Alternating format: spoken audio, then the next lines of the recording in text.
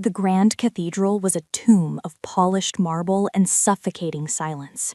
The air itself was thick with the scent of lilies, too sweet, too heavy, a cloying perfume trying desperately to mask the cold, stone smell of death and ancient secrets.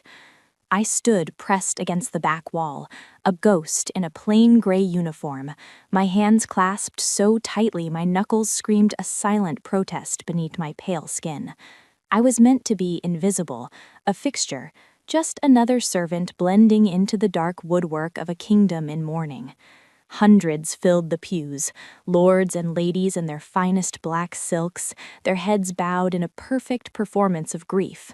But I didn't feel their sorrow. I felt only a creeping, icy dread that had taken root in my chest at dawn and had been growing thorns ever since. My gaze was fixed, not on the priest's solemn face, but on the magnificent oak casket at the front of the hall, adorned with the royal crest, a mighty hawk crowned in silver. It held the body of Caelan Thorn, the Elsa King, the Hawk of Viridian, the man who commanded armies with a glance and held our fractured territories together by sheer, unyielding will. They said he was dead, murdered by a cowardly poison, a tragedy. But I knew. Memories flashed, unbidden and sharp. Last night, the East Corridor. Carrying lemons, I'd heard the raised voices, Caelan's, a low thunder of rage. That treaty is not an alliance. It is a surrender. I will never sign it. Then a smoother, calmer voice, his brother Lorcan. Brother, be reasonable. The future requires flexibility. And a third, an oily whisper that slithered under the door, Counselor Valerius. Some kings become obstacles to their own legacy. I hurried away, my heart a frantic bird in my throat. The next morning, the king was found collapsed. By noon, the royal physician, old Lord Castor's own nephew, had pronounced him dead, and by evening, I had been assigned to help prepare the body. That's when I saw it. Felt it. While the other maids whispered prayers and avoided looking at his face, I had seen the faint, almost imperceptible rise of his chest, a mere whisper of breath. I had felt a lingering warmth in his wrist when everyone spoke of death's chill, and as I'd fastened his ceremonial jacket, my fingers had brushed against his throat and felt the stubborn, quiet flutter of a pulse. I opened my mouth. I think he's... The head housekeeper, Mistress Greaves, had silenced me with a look that could freeze fire. Do not speak foolishness, girl. The physician has declared it. Know your place. Know your place. The three words that had governed my entire life. Alara, the orphaned Omega daughter of a servant, quiet, unnoticed, surviving. But another memory surfaced, older and darker. My mother's friend, kind-eyed Mara, who died coughing blood when I was 12. Years later, I learned she'd been silenced for knowing too much about a stolen treasury fund. Her silence, her compliance, had bought her nothing but an early grave. The priest's voice rose, echoing under the vaulted ceilings. And now, as is our sacred tradition, we commit his body to the eternal flame, that his spirit may rise unburdened to the sky. Guards stepped forward, their faces grim, moving towards the casket to lift it onto the ceremonial pyre. A vision exploded in my mind. Caelan Thorn, alive but paralyzed, waking to the agony of flames, unable to scream as his own people burned him alive. The horror of it tore through my paralysis. My voice, small and trembling, shattered the holy silence. Stop! The single word rang out, a brittle stone thrown into a still pond. Every head in the cathedral swiveled, hundreds of eyes wide with shock and disapproval locked onto me, a speck of gray at the back of their grand hall. The priest froze, his hand raised mid-blessing. From the front, I felt the burning glare of Lord Castor, Counselor Valerius's lip curl, and Lorcan turned slowly, his gaze finding me with the sharp, curious focus of a hunter. How dare you? Mistress Greaves hissed beside me, her fingers digging into my arm like claws. But the dam had broken. The truth, so long held back, rushed out. "He is not dead," I cried out, my voice gaining strength, fueled by a certainty that overrode all fear. "The Alpha King, he still lives!" A collective gasp sucked the air from the room. Then came the outraged murmurs, the cries of "sacrilege" and "madness." Lord Castor's voice boomed, full of thunderous authority. "Remove that hysterical girl at once. This is a sacred—" "Wait." Lorcan's command, soft yet absolute, cut through the chaos. He began to walk towards me, his footsteps echoing in the sudden quiet. He stopped a few feet away, his dark eyes dissecting me. "Such a dramatic claim," he said, his voice deceptively mild. "From a housemaid. What evidence could you possibly have?" My legs threatened to buckle. The weight of the entire kingdom's attention pressed down on me. I saw Mistress Greaves' fury, the fear in the other servants' eyes as they edged away. I was utterly alone. But I saw the casket, and I remembered the faint pulse beneath my fingertips. I lifted my chin, forcing myself to meet Lorcan's piercing gaze. "I prepared his body yesterday. His chest, it moved. His skin was warm. There was a pulse at his throat. He is in a deep sleep, not an eternal one." "The girl is clearly unwell," Counselor Valerius interjected smoothly. "Grief touches the fragile mind in strange ways. She should be taken to the infirmary, not heard in a holy place." They wanted to silence me, to drag me away and light that pyre. Panic and defiance warred within me, forging a desperate courage. "Then prove me wrong," I shouted, the challenge ringing against the stone walls. "Check for yourselves, right now. If I am lying, if I am mad, then throw me in your darkest cell. But if I am right—" I paused, letting the terrifying conclusion settle over the crowd like a shroud. "If I am right, and you burn him now, you are not conducting a funeral, you are committing murder." The silence that followed was deeper than before, heavy with implication. I saw the calculation flash in Lorcan's eyes, the barely concealed fury in Lord Castor's, the panic quickly masked in Valerius's. Lorcan's lips twitched, not in a smile, but in an acknowledgement of a move he hadn't anticipated. He turned to the pale, startled priest. "Father Joran," he said, his tone all of reason and concern, "for the peace of the kingdom and to quiet these distressing doubts, would you examine my brother one final time?" The priest, trembling, approached the casket. The entire cathedral held its breath. He reached into the velvet interior, his old fingers pressing against the king's throat. Seconds stretched into an eternity. His face shifted from skeptical duty to confusion to dawning horrific understanding. He stumbled back, his eyes wide. "By the gods," he whispered, then louder, his voice breaking. "A pulse! There's a pulse! He's alive!" Chaos erupted, true, uncontrollable chaos. People surged to their feet, shouting. Council members erupted into argument. Lorcan's mask slipped for just an instant, revealing something cold and sharp beneath. And I stood there, my heart hammering against my ribs, the reality crashing down. I had done it. I had stopped a king's burning, and in doing so, I had just made myself the most visible target in the entire kingdom. The moment the priest's verdict echoed through the cathedral, my world shattered and reassembled into something far more dangerous. The chaotic roars of the crowd, the panicked shouts, the furious glare of Lord Castor, it all blurred into a dizzying haze. Strong, unyielding hands seized my arms, not with the gentle guidance of a servant, but with the iron grip of the Kingsguard. "Move," a gruff voice commanded, and I was hauled forward, my feet stumbling on the smooth stone.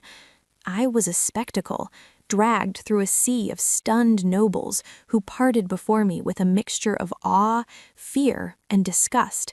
Was I a hero or a heretic? Their faces offered no answer. As they pulled me past the now open casket, I caught a single fleeting glimpse. Kaelin Thorne, the hawk of Viridian, lay pale as moonlight against the dark velvet, but his chest now rose and fell in a shallow, visible rhythm, and his eyes fluttered open for a fraction of a second, unfocused, clouded with poison and confusion, but aware. In that instant, our gazes locked. It wasn't gratitude I saw. It wasn't relief.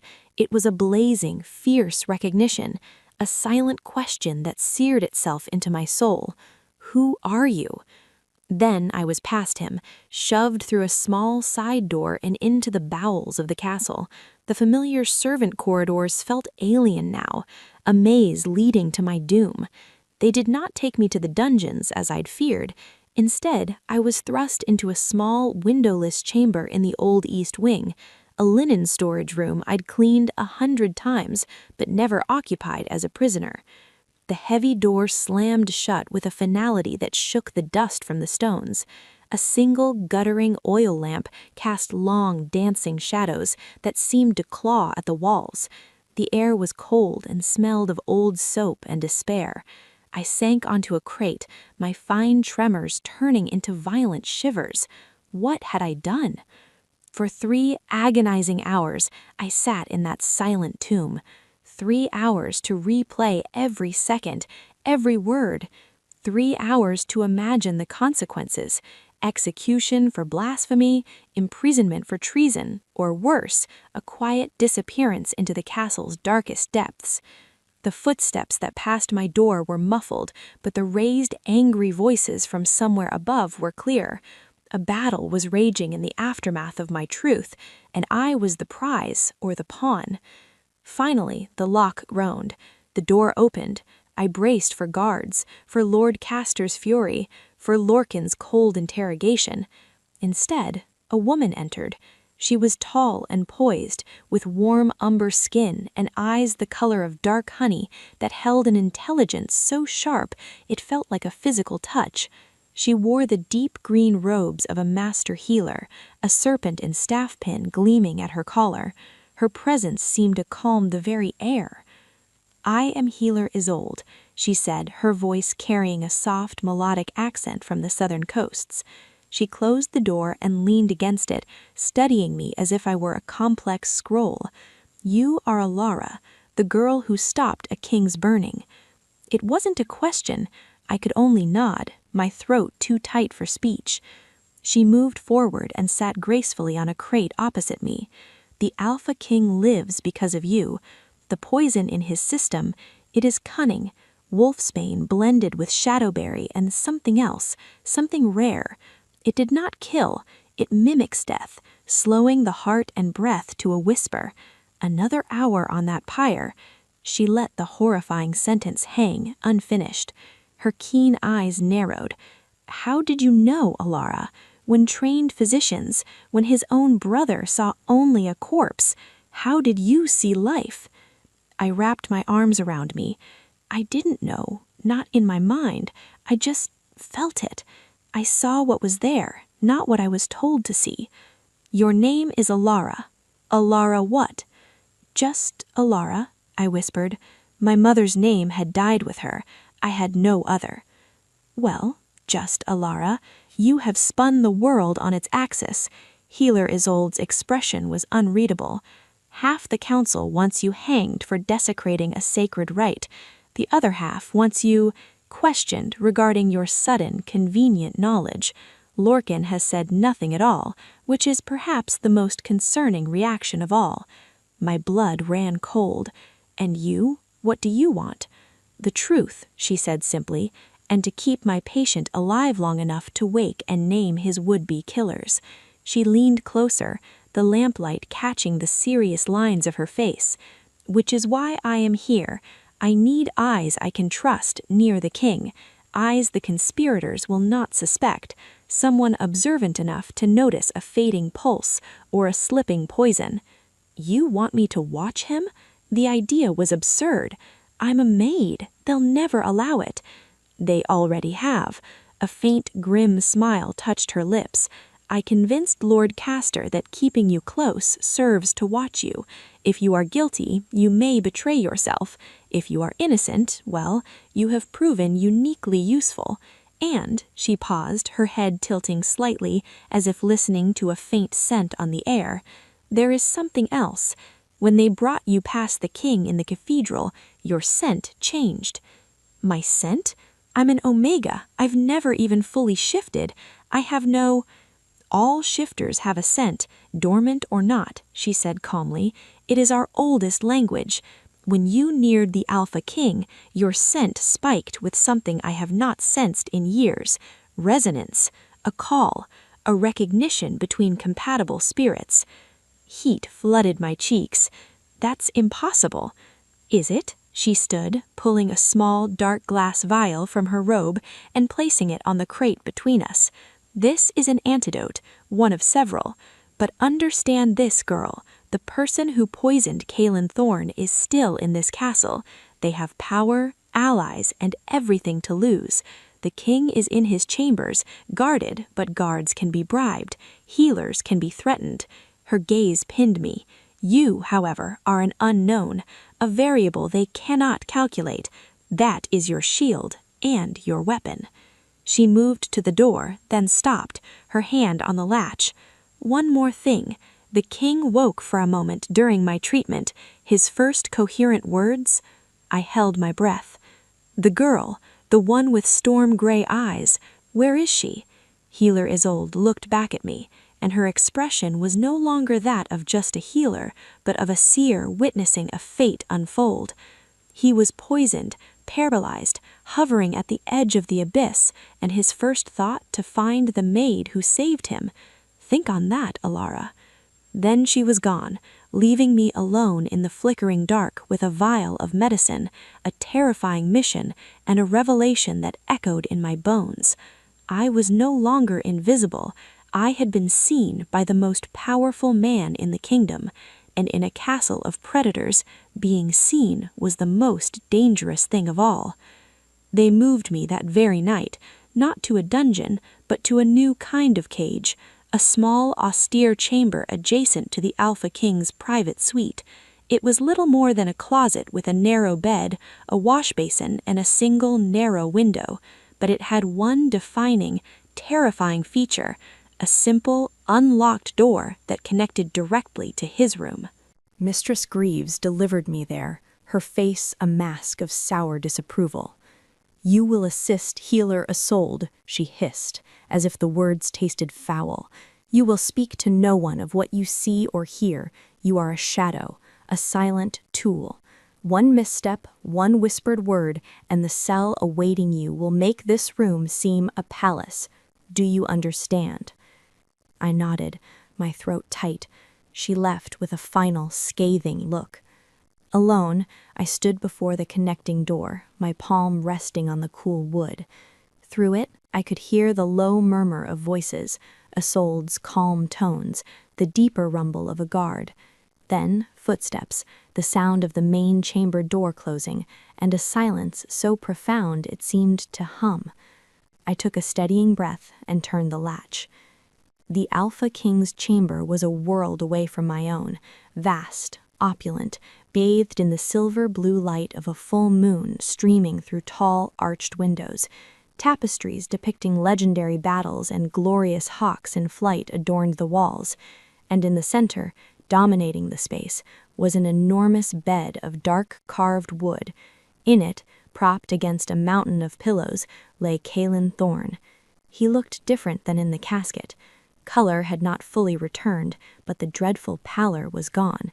His breathing, though still shallow, was steady. Dressed in simple linen with the blankets drawn to his waist, he seemed at once formidable and heartbreakingly vulnerable. Even in repose, his presence filled the room, a silent, powerful energy that made the air feel charged. I approached as quietly as a ghost, my servant's shoes silent on the thick rug.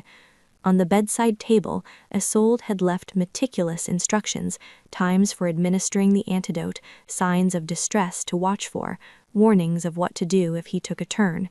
I read them twice, committing each word to memory, using the task to calm my racing heart. "You're the one who spoke." The voice was a rough scrape of sound, barely audible, but it jolted me as if I'd been struck. I whirled, my hand flying to my chest. Kaelin Thorne's eyes were open, not clouded and distant as before, but focused, sharp, and locked directly at me. The intensity in that gaze was a physical force, pinning me in place. "Your Majesty," I stammered, dipping into an automatic, clumsy curtsy. I did not mean to disturb you. Shall I fetch Healer Isolde?" "No." The command was weak but absolute. He shifted slightly, a faint grimace tightening his features. "Come, closer. Let me see the face that defied an entire kingdom." Every instinct screamed to run, to hide, to remember my place, yet my feet carried me forward until I stood at the edge of the rich carpet bordering his bed, close enough to see the fine lines of exhaustion around his eyes, the silver threads woven through his dark hair, and the faint white scar that traced his jawline, a story written in flesh. "Ilara," he said, and my name in his deep, damaged voice sent a shock through my entire being. "Isolde told me. She told me what you did." "I only spoke the truth," I whispered, my eyes downcast. "Anyone would have." "No," he interrupted, his hand twitching on the coverlet as if he wished to reach out but lacked the strength. "No one else looked. No one else cared enough to risk everything. Do you understand what you interrupted, Ilara? What they were moments from accomplishing?" I dared to lift my gaze. "Your funeral." A bitter, hollow smile touched his lips. "My murder. They poisoned me with a substance designed to mimic death so perfectly that even my own physician would be fooled. Another hour on that pyre and my brother Lorcan would be king. The disastrous Northern Treaty would be signed. My kingdom would be carved up and sold for scraps, while I burned alive, trapped inside a body that could not scream." The raw, naked horror in his words chilled me to the marrow. "Who?" The question escaped me in a breath. "That," he said, his eyes burning with a cold fire, "is what I must discover. And for that, I need your eyes." "Mine?" The word was a disbelieving exhale. "You saw what others refused to see. You spoke when silence was safer. You are invisible in this castle, Ilara. People do not guard their words around a servant. They do not hide their glances. You move through shadows they ignore." He took a labored breath. "I need you to watch, to listen, to be the witness no one expects." The reality of what he was asking settled over me. "You want me to spy for you." "You want me to survive," he corrected, his voice softening just a fraction. "Because whoever did this will try again, and now that you have ruined their first perfect plan, you are a threat that must be eliminated. Your only safety is here, with me, where I can protect you, and where you can help me find the snake in my garden." I thought of Lorcan's calculating stare, of Valerius's oily smile, and Castor's thunderous fury. I remembered the whispered conversation in the corridor. Some kings become obstacles. "I am afraid," I confessed, the admission shaming me. "Good," he said, no judgment in his tone. "Fear will keep you sharp, but you have already shown you possess something far more valuable than fearlessness. You have courage, the will to act despite the terror. That is what I need now." Before I could respond, the sound of approaching footsteps echoed from the main corridor, multiple pairs, moving with purpose. Kaelin's expression hardened into a mask of instant weakness. His eyes fluttered shut, his breathing shallowed artificially, the transformation from alert king to dying man so complete it stole my breath. "Listen," he whispered, the words urgent and fast. "Trust only Isolde. Watch everyone else. Write down anything that feels wrong. Keep it hidden. Can you do this?" I nodded, my heart hammering against my ribs. "Good girl," he breathed, and then he was still, a portrait of mortal illness. The door opened just as I stepped back to the medicine table, my hands trembling as I pretended to arrange bottles. Lorcan entered, flanked by 2 unfamiliar guards and Lord Castor. His eyes swept the room and landed on me immediately, a spark of interest igniting in their depths. "Still here, I see," Lorcan remarked, his gaze drifting from me to his brother's still form. "How does he fare?" "Stable, my lord," I said, keeping my voice flat and servile. "Healer Isolde says the antidotes are working, but slowly." "How convenient," Lord Castor intoned as he stepped forward, his stare boring into me. "Tell me, girl, where were you the night the Alpha King was poisoned?" The direct accusation froze my blood. "In the servants' quarters, asleep. My schedule is logged with Mistress Greaves." "Schedules can be forged, alibis purchased." He took another step, and I caught the sour scent of old wine and suspicion on him. "You appear at the perfect moment to become a savior. Some might call that suspicious timing." "Or perhaps," Shah Khan interjected smoothly, never looking away from his brother, "perhaps the gods sent a humble maid to preserve the Thorn bloodline." The way he said it lingered in the air, between sincerity and mockery. "Or perhaps," a new voice cut in from the doorway, "we should be thanking observant servants instead of interrogating them." Healer Isolde entered, her green robes swirling. She moved past them to the bedside, her presence a cooling balm. "The Alpha King needs rest, not an inquisition. If you have questions about his care, address them to me. Otherwise, I must insist you leave." Castor swelled with indignation. "You overstep, Healer." "My duty is to keep this man alive," she replied, her voice like chilled steel. "A duty I assumed you would share, Counselor, unless your interests lie elsewhere?" The challenge hung, sharp and dangerous. Lorcan broke the tension with a short, humorless laugh. "Isolde is right. We should let my brother rest.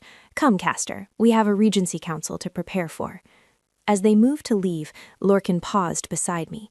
He leaned in, so close his whisper brushed my ear, carrying the scent of mint and cold ambition.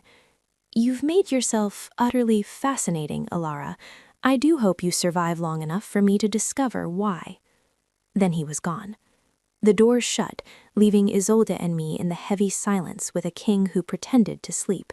I met Isolde's knowing gaze, and she gave the slightest nod toward the bed. I looked. Kaelin's eyes were still closed, his breathing even, but I saw the tension in the line of his shoulders, the readiness in his still form. He was no sleeping victim. He was a predator, lying in wait. And I was now his hidden eyes in a den of wolves who had just begun to show their teeth.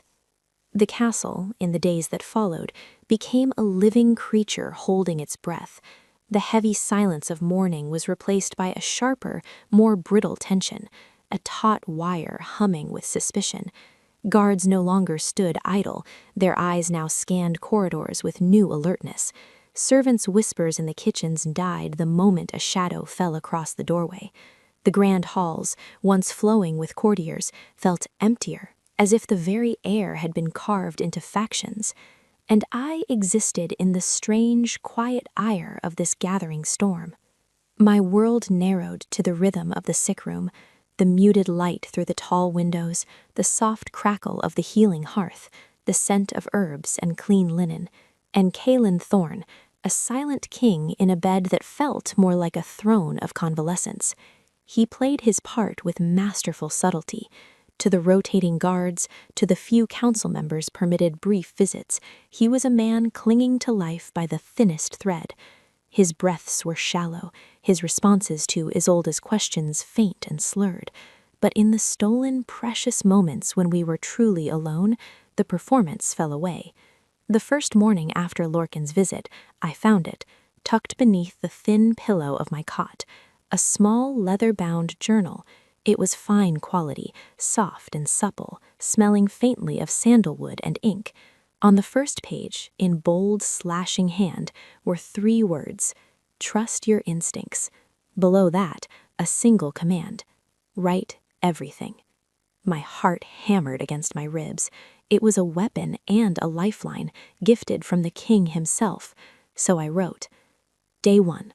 Lord Castor visits 4 times. Each time he brings a new reason, a document needing the royal seal, impossible, a report on border tensions, urgent, he claims. Each time he tries to dismiss me from the room. His eyes linger not on the king's face, but on the array of medicine bottles on the side table. On his 3rd visit, I caught his hand hovering near a vial of heart stimulant when he thought my back was turned. Day 2. Lorcan comes once in the evening. He does not speak to his brother, but at him. He talks of council decisions piling up, of treaties languishing, of the uncertainty weakening the kingdom. His voice is full of brotherly concern, but his words are carefully chosen barbs, testing, probing. Underneath, I hear not grief, not ambition, but a cold, relentless calculation. Day 3. Counselor Valerius avoids the sick room entirely. Instead, he accidentally encounters healer Isolde in the library, the solarium, the grand hall. His questions are always the same, wrapped in silken worry. What is the prognosis truly? How long can a kingdom function without its head? What happens if he wakes changed? He smells of anxiety masked by expensive cologne. Day 4. Lady Seraphine, whose family has coveted the throne for generations, sends extravagant bouquets of midnight orchids every morning. Isolde examines each one with meticulous care before allowing them in the antechamber. They have been clean so far, but the persistence, it feels like a countdown. I wrote in frantic snippets, early dawn before the castle stirred, late night after the last door had closed. I recorded every glance that held too long, every question that felt too pointed, every conversation that ended abruptly at my approach. On the 4th day, I showed him. In a moment of quiet, with the door to the corridor securely barred, I placed the open journal on his lap. He read my cramped writing with a focus so intense the very air seemed to still. His finger tapped a line. This, he murmured, his voice still rough but stronger. Castor watching the medicines. That is significant. Why? I whispered, perched on the stool I'd brought close. If he wanted to poison you again, surely there are simpler ways. Not if he wants it to look natural, Kalen said, his jaw tightening. A relapse, a tragic turn for the worse despite the best efforts of his healers. It would cement sympathy for the new ruler and silence any lingering doubts. He closed the journal, his gaze turning inward. Lorcan, likely, though I question whether my brother has the patience for such a meticulous long-game plot. He desires the crown, but he dislikes the grindstone. This reeks of a more meticulous mind. Valerius? I ventured. Perhaps, or Castor himself, or someone we have not yet seen. He fixed his eyes on me. You see patterns, Ilara. You connect what others keep separate. That is your gift. His praise should have warmed me. Instead, it deepened the chill. A gift that could get me killed. The most chilling discovery came not from watching people, but from listening to the walls themselves. It was the 5th morning, before the first light of dawn had fully breached the windows. I was checking his breathing, as was my ritual. The room was a study in monochrome, gray light, black shadows. As I turned from the window, I heard it, a faint scratching sound, like a mouse in the wainscoting, but slower, more deliberate.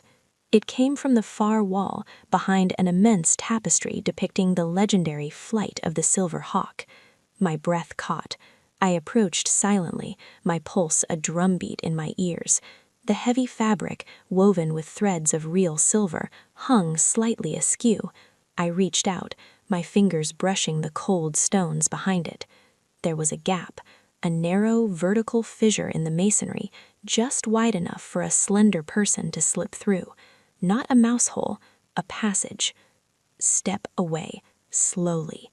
Kalen's command was a low, urgent vibration in the stillness.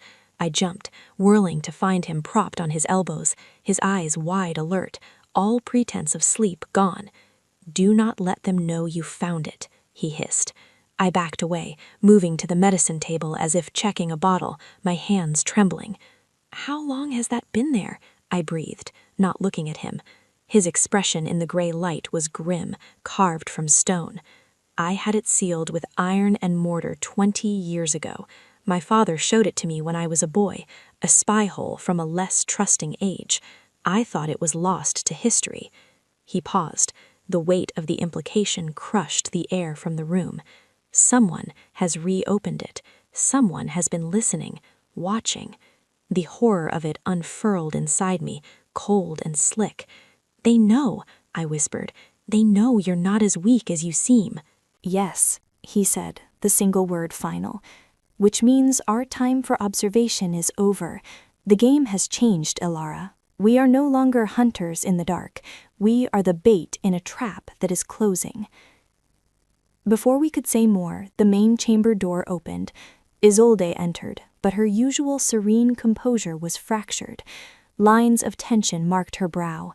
She went through the motions of checking his pulse, but as she leaned close, she whispered something too fast and low for me to catch. Kaelin's eyelids gave the barest flicker of acknowledgement. "Ilara," Isolde said, straightening up, her voice unnaturally loud, "I need you to fetch more distilled water from the still room. Use the western servants' stair. Go now." It was a clear order, and the urgency in it was not about water. I nodded, my mouth dry, and hurried out. The western stair was a tight, dark spiral of cold stone, used only for servants' errands. My footsteps echoed like heartbeats in the hollow space. I was halfway down, my mind racing with images of hidden passages and listening ears, when a hand shot out from a shadowed alcove and clamped over my mouth. I tried to scream, but the sound was muffled against a palm. I was yanked into the darkness. "Don't! It's me!" The urgent whisper was familiar. The hand loosened, and I spun, my back hitting the cold wall. A young man stood before me, his auburn hair tousled, his kind face now etched with pure terror. It was Finn, a groom from the stables. We'd exchanged pleasantries over the years, shared a few smiles. Now he looked like a ghost. "Finn, what in the world?" "I have to tell someone," he gasped, his words tumbling over each other. "And you're the only one they might believe. The night the king was poisoned, I saw something. I was in the east stable with a mare foaling. It was past midnight. I saw 3 figures, in dark cloaks, crossing the lower gardens towards the castle's postern gate." My blood turned to ice. "Who?" "He only recognized one clearly," he whispered, his eyes darting up the stairwell. "The royal physician, Master Corbin." Lord Castor's nephew, the man who had pronounced the king dead. "He wasn't alone," he pressed, his voice dropping even lower. "There were 2 others with him. I didn't see their faces, but one was tall, broad like a guard. The other moved like a counselor, all hunched and careful." He grabbed my arm, his grip desperate. "And now I think they know I saw. Someone's been following me. Yesterday I found this on my cot." He fumbled in his pocket and thrust a small rough object into my hand. It was a dead sparrow, its neck twisted. Wrapped around its tiny leg was a scrap of parchment. 2 words were scrawled there in crude, threatening letters. "See not." A wave of nausea hit me. "You have to tell Healer Isolde. Tell the king." "How?" he pleaded, his eyes wild. "I'm a stable hand. They'll say I'm lying, or they'll make me disappear. But you stopped the funeral. You're in the king's chambers. Please, Ilara, tell them what I saw. Tell them Corbin wasn't acting alone." Heavy footsteps echoed on the stairs below us, booted feet approaching fast. Finn's face paled further. "I have to go. Remember, 3 figures, midnight, Corbin was with them. The truth has a cost, but silence costs more." He melted back into the shadows of the alcove and was gone, vanishing down a side passage I hadn't even seen. I stood there, clutching the dead bird, its tiny body cold in my hand, as the guard's footsteps grew louder. The pieces were not just fitting together, they were forming a picture of a conspiracy far wider, far deeper than I had ever imagined, and Finn and I, we had just become living threats to it. I had stopped a public murder, now I was in the middle of a secret war, and the battle lines were drawn in shadows and whispers. The dead sparrow felt like a brand in my hand, its tiny, stiff body a grotesque message. The scrap of parchment, "See not," burned into my vision. Finn's terrified face was seared in my memory. The footsteps from below were almost upon me. Instinct, sharp and primal, took over. I shoved the bird and the note deep into the pocket of my apron, just as 2 royal guards rounded the bend of the stairwell. They were not the usual rotation from the king's door. These guards were harder, their eyes scanning the shadows with a predatory glint. "You there," the taller one grunted. "What are you doing lurking here?" I held up the empty water pitcher Isolde had sent me to fetch, my hand trembling only slightly. "Healer's orders, distilled water for the king's antidotes. The western still room is this way, is it not?" I infused my voice with a servant's meek confusion. The guards exchanged a glance. The shorter one, with a scar across his chin, stepped closer. "We'll escort you. The castle is unsettled, not safe for a young maid alone." It wasn't an offer. It was an order, a surveillance. My heart hammered against my ribs as I nodded, falling in step between them. Their presence at my back felt like a physical pressure. Every step towards the still room was a step away from the safety of the king's chambers, away from Isolde. Were they Castor's men, Lorcan's, or someone else's entirely? We reached the still room, a damp, herbal-scented space in the basement. The stillmaster, an old man with milky eyes, barely looked up as I filled my pitcher from the correct copper vessel. The guards waited at the door, a silent, ominous blockade. The walk back was a silent procession of dread. When we finally reached the king's antechamber, Isolde was waiting, her posture rigid. She took one look at the guards flanking me, and her eyes turned to flint. "Your diligence is noted," she said to them, her voice icy, "but my assistant is under my protection. You may return to your posts." The taller guard inclined his head. "Of course, healer. Just ensuring all is secure." Their lingering gaze swept over me once more before they finally turned and left. The moment the door clicked shut, Isolde's composure cracked. What happened? Words spilled out of me in a frantic whisper. Finn's ambush, the 3 figures, the physician Corbin, the dead sparrow. I pulled the grim little token from my pocket. Isolde took it, her face grim as she read the note. "A warning and a promise," she murmured. "This stable boy, Finn, he is in grave danger, and so are you now that he has spoken to you." She looked at me, her healer's calm replaced by a commander's resolve. "We must get this information to the king, now." But when we entered the bedroom, the atmosphere had shifted yet again. Kalen was not pretending sleep. He was propped up, a sheen of sweat on his brow, his breathing audibly labored. The journal was open beside him. "The passage," he gritted out before we could speak. "Someone used it, not an hour ago. I heard the stone grate, felt a draft." He fixed his burning gaze at me. "Your stable-hand's testimony confirms what I already suspected.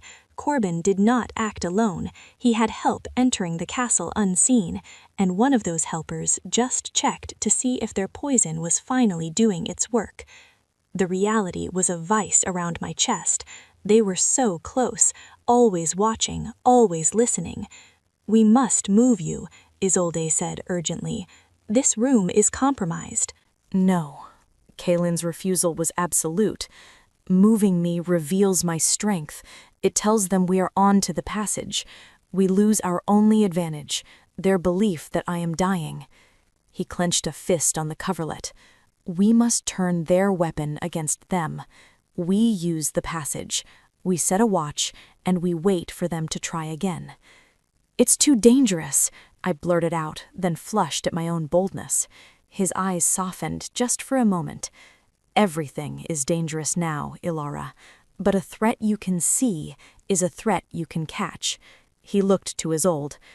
Can you position guards you trust, not at the door, in the adjacent rooms, in the hidden corridors themselves? We need men who will not be bought." Isolde nodded slowly. "A few, very few. Captain Reese, for one. He served with you in the Eastern campaigns. He is loyal to the crown, not the council." "Reese," Kaelin repeated, a flicker of relief crossing his face. "Good. Use him. Set the trap. But we need more than guards. We need proof. Something undeniable that ties the conspirators directly to the act." An idea, fragile and terrifying, began to form in my mind. It sprang from the pages of my journal, from the patterns I'd scribbled in the dark. "They're coordinated," I said slowly. "Lord Castor visits, but never when Valerius does. Lady Seraphine's flowers arrive precisely when you make your afternoon rounds to the other wing, Healer Isolde. It's a schedule. They are avoiding being seen together and timing their movements." Kaelin's attention focused on me completely. "Go on." "If they are following a plan, then the next attempt will follow a pattern too. They believe their poison is still working, slowly. The funeral failed. Their new plan will be a tragic relapse." I met his gaze, my voice gaining strength. "And they will need to be sure you are truly vulnerable. They will need to create an opportunity, a distraction." "The council dinner," Isolde breathed, her eyes widening. "Lorcan is hosting it in 3 days' time, to steady the realm's nerves. All the major players will be there, publicly accounted for." "A perfect alibi," Kaelin finished, a cold, grim smile touching his lips, "while they send their assassin through the hidden passage, with the castle distracted by feasting and music." He looked from Isolde to me. "So, we have 3 days. 3 days to prepare, to weave our own web." The plan that unfolded over the next hours was a delicate, dangerous thing. Captain Reese, a bear of a man with a surprisingly gentle voice and eyes that missed nothing, was brought into the fold. He listened to Kaelin's commands, spoken with the full authority of the waking king, and nodded once, a soldier accepting a mission. Guards loyal to Reese would be placed at both ends of the rediscovered passage, hidden in the dusty dark. Others would watch the known associates of Castor, Valerius, and Lorcan. Isolde would begin subtly spreading a new, worrying prognosis, that the king's condition was unstable, that he might not last the week. And my role, I was to be the thread that connected it all, the maid in the room, the witness. "You will be the one to deliver the final piece of the bait," Kaelin told me on the evening of the second day. He was sitting up, stronger now, his color better. The antidotes were working. "The day of the dinner, you will go to Lorcan. You will tell him that I have taken a turn for the worse, that my fever rages, that my breath falters. You will beg him, as his brother's caretaker, to postpone the dinner, to stay close." "He'll refuse," I said, understanding dawning. "He has to maintain appearances." "But the seed will be planted, the idea that tonight is the night."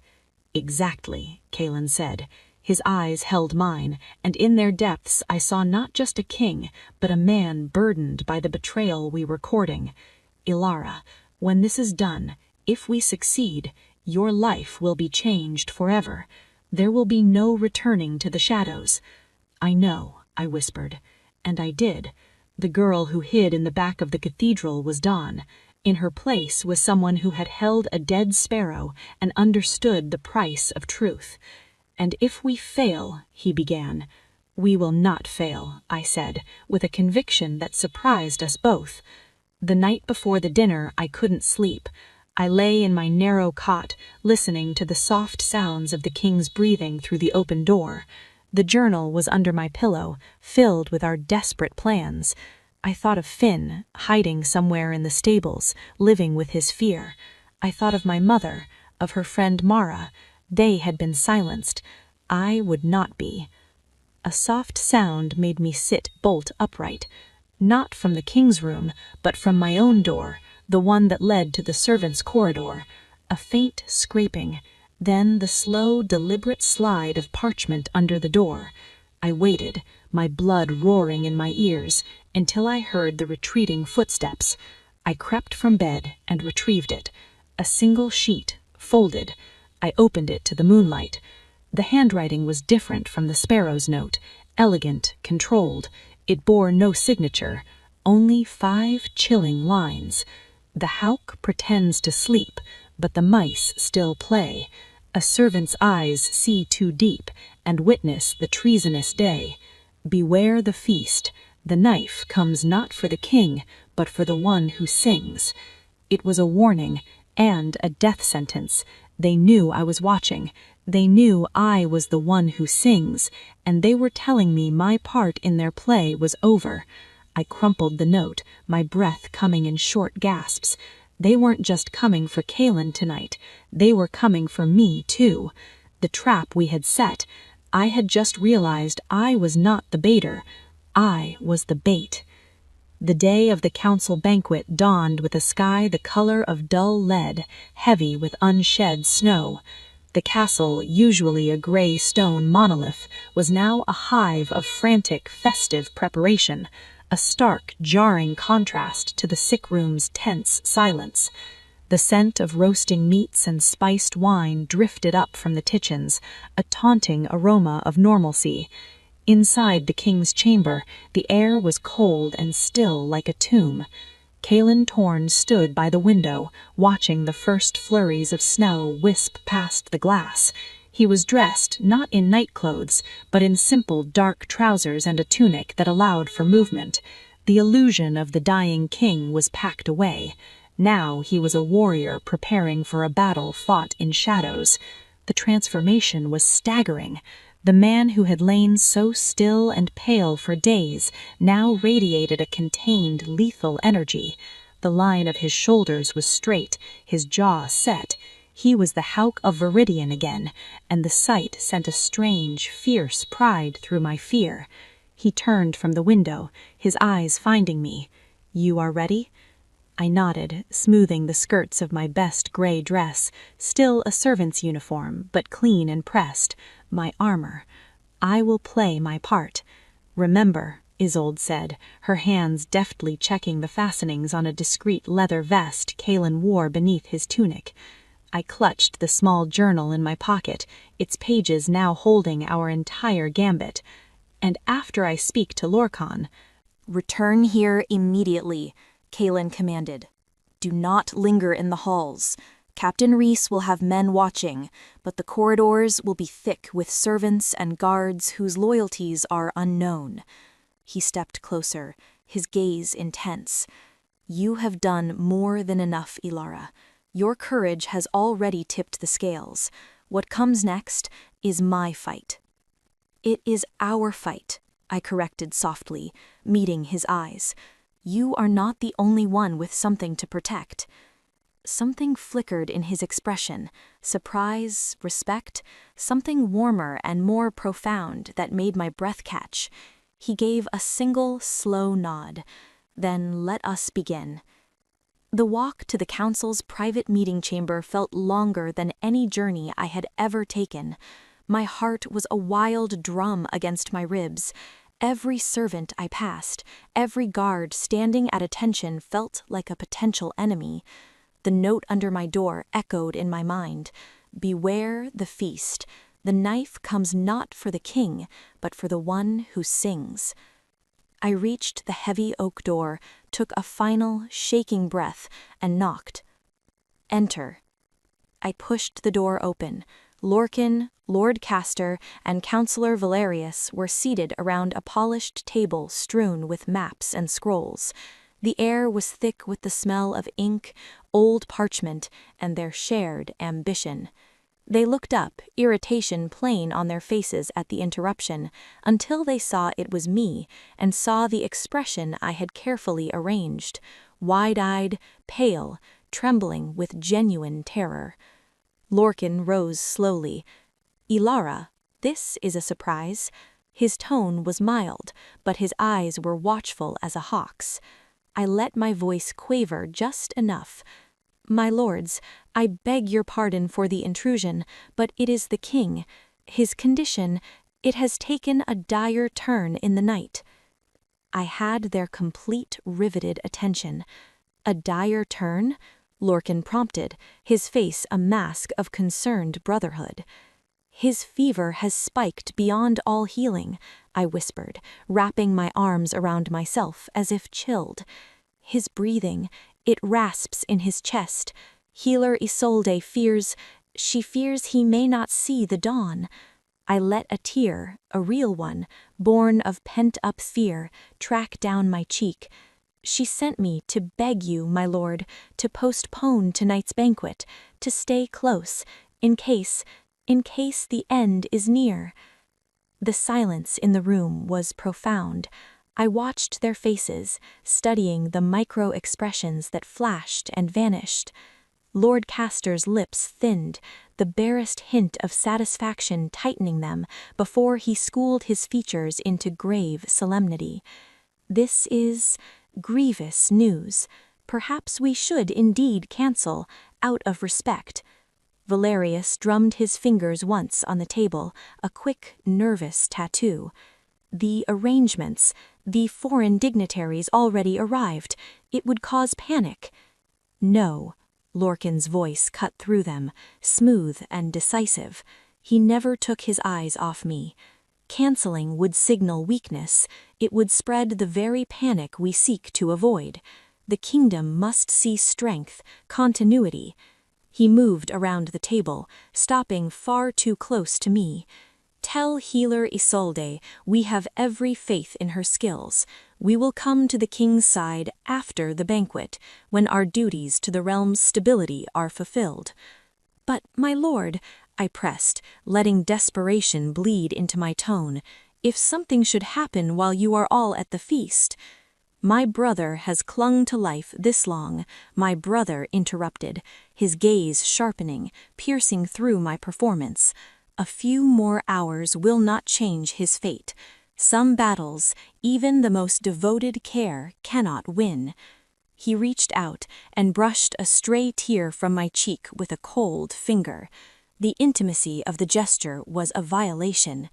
He leaned in, his minty breath ghosting over my ear as he whispered, so low only I could hear, "Run along now, little songbird. Do what you can. We have a kingdom to steady." It was a dismissal, cold and final. I dipped a curtsy, my skin crawling where he had touched me, and fled. The journey back was a blur. I didn't see the guards, the servants, the tapestries. I saw only Lorcan's calculating eyes, Castor's smug secrecy, Valerius's anxious greed. The bait had been taken, the seed planted. I burst into the king's chamber, the door slamming behind me. Kaelin and Isolde were waiting. "Well?" Kaelin's voice was taut. "I told them," I gasped, leaning against the door. "They took it. Castor pretended to suggest postponing. Valerius fretted about appearances. Lorcan refused. Absolutely. He said some battles cannot be won." Kaelin closed his eyes for a moment, a wave of pain, not physical but profound, wash over his faces. The last faint hope that his brother might be innocent seemed to extinguish. When he opened them again, they were hard as glacier ice. So be it. The next hours were a meticulous, silent preparation for war. Isolde applied subtle pallor to Kaelin's skin, darkening the circles under his eyes. He resumed his place in the bed, the picture of a man on death's threshold. Captain Reese reported in hushed tones. His men were in position in the walls, in the adjacent rooms. The passage was watched. As dusk fell, the sounds of the banquet began to filter up from the great hall, the distant swell of music, the muffled roar of conversation, the clatter of plates, a celebration of life, while above we prepared for an attempted murder. I stood by the hidden door to my small room, listening. My hand was in my pocket, not clutching the journal, but the cold, smooth handle of a small eating knife Isolde had pressed into my hand. "For your own door," she'd said grimly. "Not for fighting, for a last resort." Kalen caught my eye from the bed. In the dimming light, he looked every bit the dying man, but he gave me the slightest, almost imperceptible nod. "It begins." The first part of the plan was waiting. The banquet would reach its peak, the music its loudest, the guests their most distracted.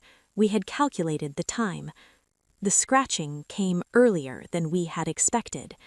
It was a faint, gritty sound from behind the silver hack tapestry, not the careful, listening scratch from days before.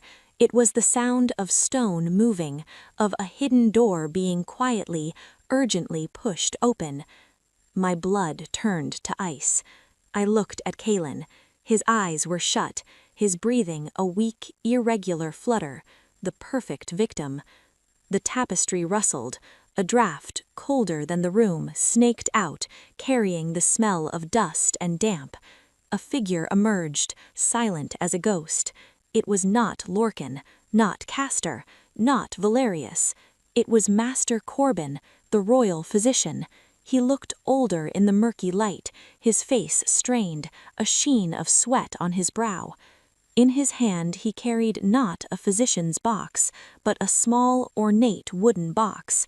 He moved toward the bedside with a dreadful, focused purpose. He didn't see me, tucked in the shadows by the connecting door.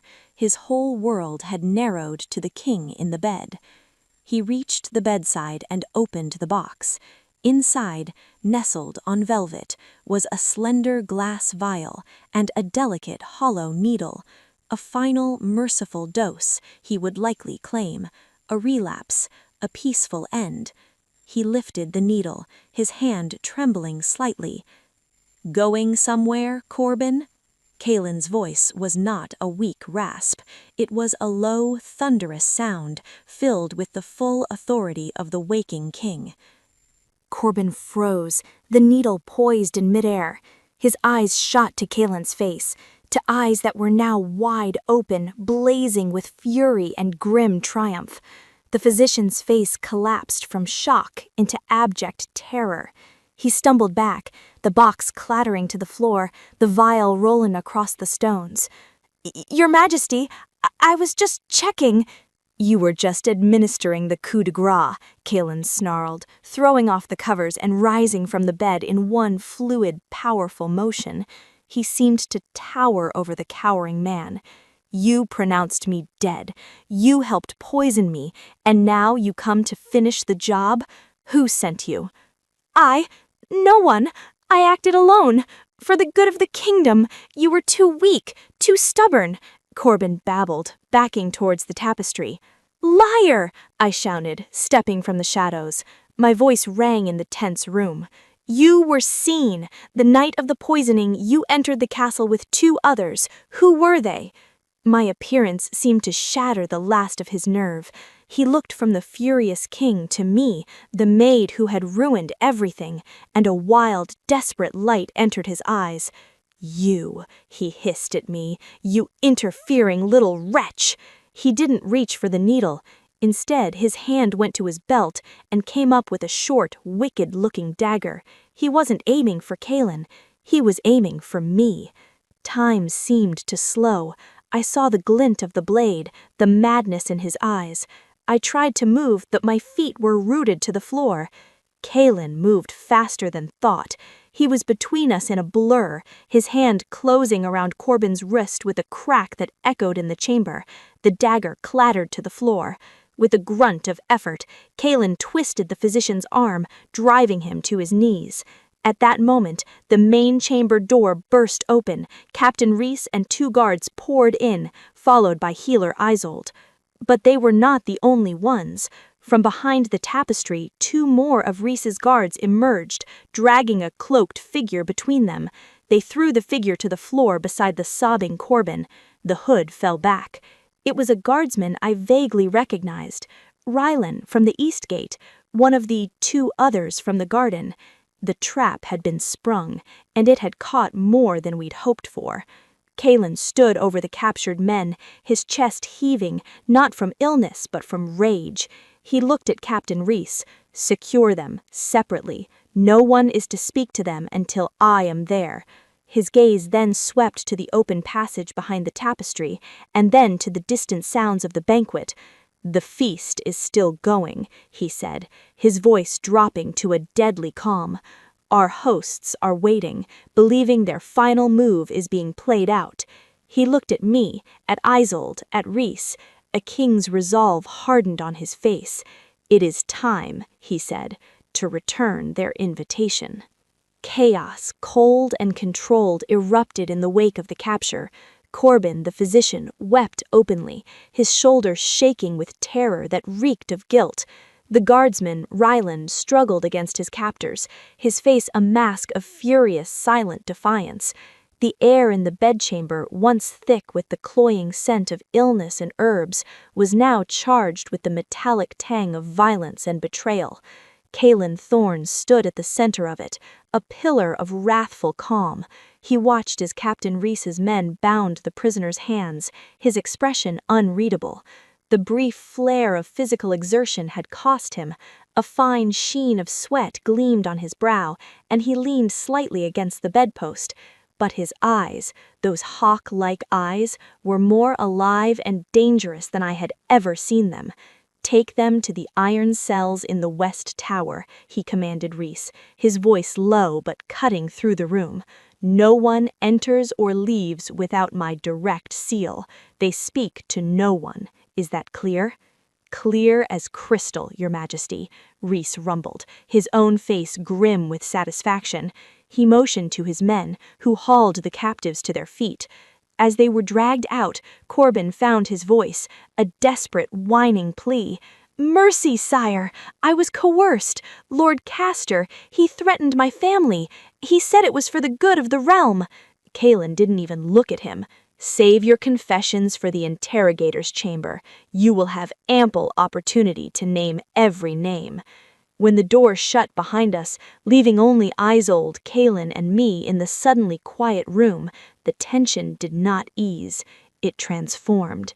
The immediate threat was contained, but the greater enemy still sat in the great hall below, laughing and feasting, believing their victory was at hand.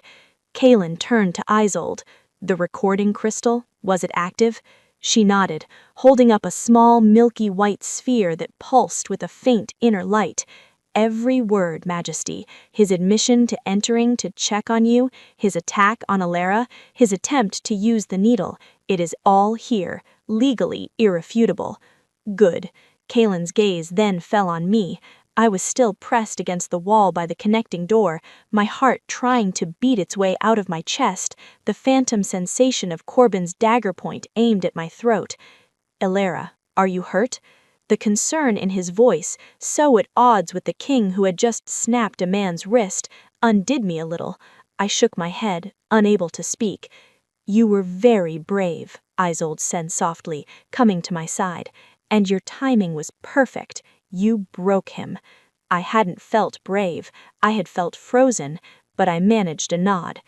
Kalen walked to the wardrobe and pulled out not sleeping robes, but garments of state, a dark, finely embroidered tunic, trousers of black wool, boots that rose to his knees. He began to dress with methodical precision. "The banquet is at its height," he said, as if commenting on the weather. "Lorcan will be making his toast about steadfast leadership in trying times. Castor will be nodding sagely. Valerius will be counting the potential profits from the Northern Treaty." He fastened a heavy belt, from which hung an empty scabbard. He turned to face us, and the transformation was complete. The sickbed was a memory. Here stood the Alpha King, the ruler who had forged a fractured realm into a power.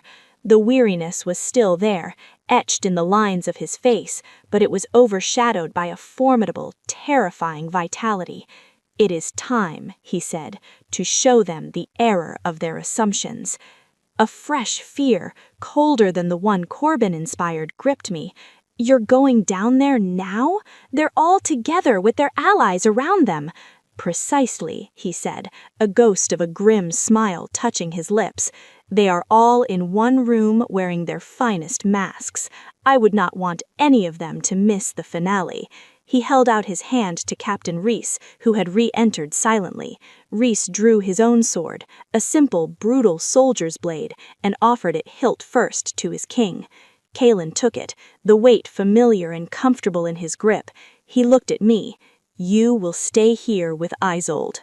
No. The word left my lips before I could reconsider. Both he and Isolde stared at me. I straightened my shoulders, forcing my voice not to shake. "You said I was your witness. A witness needs to see the truth unfold. They need to see their faces. I have to see it." I needed to see the moment the masks shattered. I needed to see the justice for Finn's terror, for the dead sparrow, for the king they tried to burn alive. I was no longer just a maid. I was a part of this story, and I would not hide from its climax. Kalen studied me for a long moment, conflict in his eyes, the king's desire to protect warring with the man's understanding of my need. Finally, he gave a curt nod. "Very well, but you stay behind Captain Reese and his men. At the first sign of violence, you are to be removed. Is that understood?" "Understood." Isolde let out a soft sigh but did not argue. She handed me a dark, hooded cloak from a chest. "Wear this. Stay in the shadows at the back." We moved through the castle like a silent, deadly current, the king at our head, sword held low at his side. Captain Reese and 6 of his most trusted guards flanking him. Isolde and I followed, shrouded in our cloaks. Servants we passed in the upper corridors gasped and pressed themselves against the walls, eyes wide with shock and dawning hope. The news began to race ahead of us, a wildfire of whispers. "The king lives. The king walks." As we descended towards the great hall, the sounds of the banquet grew louder. Laughter, music, the clink of goblets. A voice, Lorcan's voice, raised in a toast, though the words were muffled by stone and wood. We reached the massive carved doors of the great hall. 2 guards in ceremonial armor stood there, their eyes widened in disbelief at the sight of the king, whole and armed, standing before them. "Open the doors," Kalen said, his voice not loud but carrying the absolute weight of command. One guard, too stunned to think, began to fumble with the latch. The other, his eyes darting nervously, hesitated. "My Lord Lorcan gave orders that the banquet was not to be disturbed." In a single fluid motion, Kalen shifted his sword, the flat of the blade coming to rest against the guard's chest, not cutting, but pressing with undeniable force. "I am your king," he said, each word dropping like a stone. "Open the doors." Trembling, the man obeyed. The great hinges groaned. The scene inside was a painting of opulent celebration. Long tables groaned with food, lords and ladies in glittering silks and jewels raised golden cups. Musicians played a lively reel from a balcony. At the high table, under a banner bearing the royal hawk, sat Lorcan, a benevolent smile on his face, goblet in hand. To his right, Lord Castor nodded along to some unheard wisdom. To his left, Councillor Valerius surveyed the room with a proprietary air. Lorcan was mid-sentence, and so, in these challenging days, we must hold fast to the legacy of strength and look to the future with unwavering. The music died first, the musicians' fingers faltering as they saw the figure in the doorway. Then conversations faltered, laughter cut short. A glass shattered on the stone floor. A wave of silence rolled out from the entrance, swallowing the hall whole, until the only sound was the crackle of the great hearth. Every head turned, every eye followed the path cleared by the king's advance as he strode into the center of the hall. The crowd parted before him like wheat before a scythe. I stood just inside the doors, hidden in my hood, but I had a perfect view. I saw Lady Seraphine's hand fly to her throat, her face draining of color. I saw a dozen lesser nobles freeze, their expressions cycling through confusion, fear, and dawning calculation. And I saw the high table. Lord Castor went rigid, his knuckles white around his knife. Valerius choked on his wine, a dribble of red trailing down his chin like blood. And Lorcan slowly, very slowly, set his goblet down on the table. The smile remained fixed on his face for a heartbeat too long, a grotesque parody. Then it melted away, revealing nothing, a blank slate. His eyes, however, tracked his brother's approach with the focus of a duelist. Kalen stopped in the open space before the high table. He did not shout. He did not need to. His voice, cold and clear, carried to every corner of the dead silent hall. "Brother," Kalen said, the word echoing, "you are looking remarkably well for a man hosting a wake." Lorcan's mask finally cracked, a flicker of shock, of pure unadulterated fury, before he smoothed it into an expression of bewildered joy. "Kalen, by the gods, this is a miracle. We were told, we feared the worst." He made to rise, to embrace him. "Stay seated." The command was a whip crack. Lorcan froze halfway out of his chair. Kalen's eyes swept over Castor and Valerius. "Lord Castor, Counselor Valerius, your concern for my health has been overwhelming." Castor found his voice blustering. "Your Majesty, this is wonderful news, but you are unwell. You should not be—" "I am well enough to see treason." He nodded to Captain Reese, who stepped forward, holding the recording crystal aloft. It began to glow, and from it, amplified by some enchantment, Master Corbin's terrified voice filled the hall. "Mercy, sire, I was coerced. Lord Castor, he threatened my family. He said it was for the good of the realm." The gasps this time were deafening. Castor shot to his feet, his face purpling. "Lies, the ravings of a treacherous coward." Kalen ignored him, his eyes locked on his brother. "Your physician, Lorcan, the man you vouched for, caught in my chambers tonight, attempting to administer a fatal dose, after having already poisoned me once." He took a step closer. "He did not act alone. He named names, and he was seen the night of the poisoning, entering the castle with accomplices, one of whom," he gestured and a guard shoved the battered Rylan into the hall, "is also in custody." The tableau was perfect, the captured guard, the glowing crystal of confession, and the king, risen from the dead, to stand in judgment. Lorcan looked from Corbin's recorded voice to Rylan, to his brother. The calculations behind his eyes were almost visible. Denial? Outrage? Attack? He chose a different path. His shoulders slumped. The defiance left him, replaced by a terrifying, weary resignation. He sank fully back into his chair. "You were always too stubborn to die, brother," Lorcan said, his voice quiet, yet it carried in the silence. A strange, sad smile touched his lips. "Father's favorite, the chosen heir. When was it ever going to be my turn?" The raw, personal pain in the question hung in the air, a shocking contrast to the grandeur of the hall and the magnitude of the crime. For a moment, it wasn't a traitor speaking, but a bitter, overlooked younger son.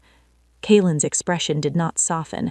If anything, it grew harder, more sorrowful. "Your turn was never going to come, Lorcan, not because I hoarded power, but because you wanted the crown without its weight, the glory without the sacrifice. You conspired with vipers who saw not a prince but a puppet. You would have been a pawn in their game, and this kingdom would have bled for your ambition." He raised his voice again, addressing the entire stunned assembly. "Lord Castor, Counselor Valerius, Prince Lorcan Thorn, by the evidence presented, you are accused of high treason, conspiracy to commit regicide, and the attempted murder of your king. The Crown has heard the confession of your agent. The Crown has witnessed your actions. You will be taken into custody, immediately, to await formal judgment." He lowered his sword, pointing its tip at the floor between him and the high table, a final, unbridgeable line. "This feast," Kalen said, his voice echoing in the hushed hall, "is over. The silence that followed the king's pronouncement was not the quiet of a room emptied of sound. It was a heavy, living silence, thick with shock, fear, and the frantic recalculations of 100 courtiers. The masks of the grand banquet were not just removed, they were shattered on the floor, leaving raw, panicked faces exposed. For a moment, no one moved. The scene was a frozen tapestry of justice and downfall. Then Lord Castor erupted. "This is an outrage, a conspiracy against the loyal council. You parade in here with a staged confession, with a king who should be on his deathbed, and make these wild accusations. Where is your proof beyond the lies of a broken man?" Kaelin didn't even glance at him. His eyes remained fixed on his brother. "Captain Rhys, secure Lord Castor. If he resists, subdue him." Castor sputtered, reaching for the ceremonial dagger at his own belt, but Rhys was already there, his large hand closing over the lord's wrist with crushing force. 2 more guards moved in, and the blustering noble was hauled from his seat, his protests turning into incoherent shouts. Counselor Valerius did not fight. He seemed to shrink into his opulent robes, his eyes darting around the hall as if seeking an escape route that had vanished. When guards approached, he simply stood, his shoulders slumped in defeat, and allowed himself to be led away without a word. The schemer had no stomach for the violence his schemes had wrought. And Lorcan just watched. He made no move to help his co-conspirators. He offered no further defense. He simply sat at the high table, now a throne of isolation, and watched his brother with a profound, weary understanding. When the guards came for him, he stood gracefully, offering his hands to be bound with a dignity that was more unnerving than any protest. "I would speak with you, brother," Lorcan said quietly as the manacles clicked shut. Kaelin gave a single tight nod. "You will have your chance to speak, before the council and before the gods." As the 3 prisoners were marched out of the great hall, a path clearing before them, the spell of silence broke. A low, anxious murmur rose from the crowd. Lady Seraphine had fainted clean away. Other council members looked pale and shaken, their minds racing to distance themselves from the doomed trio. Kaelin turned to face his people. He looked exhausted, the adrenaline of the confrontation ebbing to reveal the man who had, until days ago, been poisoned nearly to death. But he stood straight, the soldier's sword still in his hand. "This court," his voice rang out, weary but firm, "was poisoned by more than one toxin. The poison in my cup was merely a symptom. The true sickness was ambition without loyalty, greed disguised as progress, and betrayal wearing a brother's face." He paused, letting his gaze sweep over them. "That sickness ends tonight. There will be a full investigation, there will be a trial, and there will be justice. For now, return to your homes, pray for the soul of this kingdom, and remember the price of treachery." It was a dismissal. The crowd did not need to be told twice. They began to filter out, a river of silk and worry, their whispers now a torrent of speculation and fear. I stood by the door, my hood still up, watching it all. The victory felt hollow, carved from family brokenness and the king's own pain. Isolde touched my arm gently. "Come, he needs to rest. The real work begins now." We followed as Kaelin, flanked by Rhys and his men, made his way back to his chambers. The walk was somber. The castle, so recently buzzing with false festivity, now felt like a held breath. Back in the royal suite, the pretense was fully abandoned. Kaelin sagged into a chair by the fire, the sword clattering to the floor beside him. Isolde was immediately at his side, her hands checking his pulse, her healer's instincts overriding all else. "I am fine, Isolde," he murmured, though he didn't push her away. "You are not fine. You are a man who should be in bed, not staging theatrical coups," she chided, but there was fondness in her sternness. She prepared a restorative draught, which he drank without complaint. His eyes found me across the room. I had pushed back my hood. "Elara, your testimony, your courage was the key stone. Without you, I would be ash, and that farce below would be our new reality." I didn't know what to say. Thank you felt wrong. You're welcome felt presumptuous. So I simply nodded. He studied me for a long moment. You are no longer a maid of this castle. That life is gone. You have stepped into the light, and there is no returning to the shadows." He took a deep breath. "I would have you serve the crown in a new capacity, as an official observer to the royal household, with a voice and a stipend and rooms befitting your new station." It was more than I ever dreamed. It was also a sentence, a life forever changed, bound to this world of power and peril I had stumbled into. I don't know what to say, Your Majesty." "Say yes," Isolde said softly from his side. "Say yes, and help us rebuild something honest from these ruins." I thought of Finn, still hiding, of the dead sparrow, of the note under my door. My old life was not just gone, it had been a facade. This, as terrifying as it was real. "Yes," I whispered, then stronger. "Yes." A faint smile touched Kalen's lips. "Good." He looked into the fire, the flames reflecting in his tired eyes. "The trials will begin in a few days. Your account, your journal will be crucial. But before that, there is something I must do." He looked at Captain Reese, who stood sentinel by the door. "Bring my brother to the council chamber. Now, just him. And you, Alara, I want you there, not as a witness for the court, as a witness for me." The private audience with Lorcan was held in the stark, formal council chamber, lit only by a single brazier and the moon through the tall windows. Kalen sat at the head of the long table. I stood in the shadows by the wall as instructed. Captain Reese brought Lorcan in, unbound but guarded, then took his post outside the door. The two brothers looked at each other across the polished wood. The resemblance was striking, yet the difference was profound. One carved by duty and hardship, the other by resentment and soiled ambition. "You wanted to speak," Kalen said, his voice flat. "Speak." Lorcan didn't sit. He paced slowly like a caged animal. "You think you've won. You think this is about right and wrong. It's not. It's about being the blunt instrument Father always wanted and being the son he never saw." "This is not about our father, Lorcan. This is about you trying to burn me alive." "It was never supposed to be fire," Lorcan burst out, a flash of real emotion cracking his icy calm. "The poison was just to make you sleep, to make you step aside. Castor and Valerius, they changed the plan.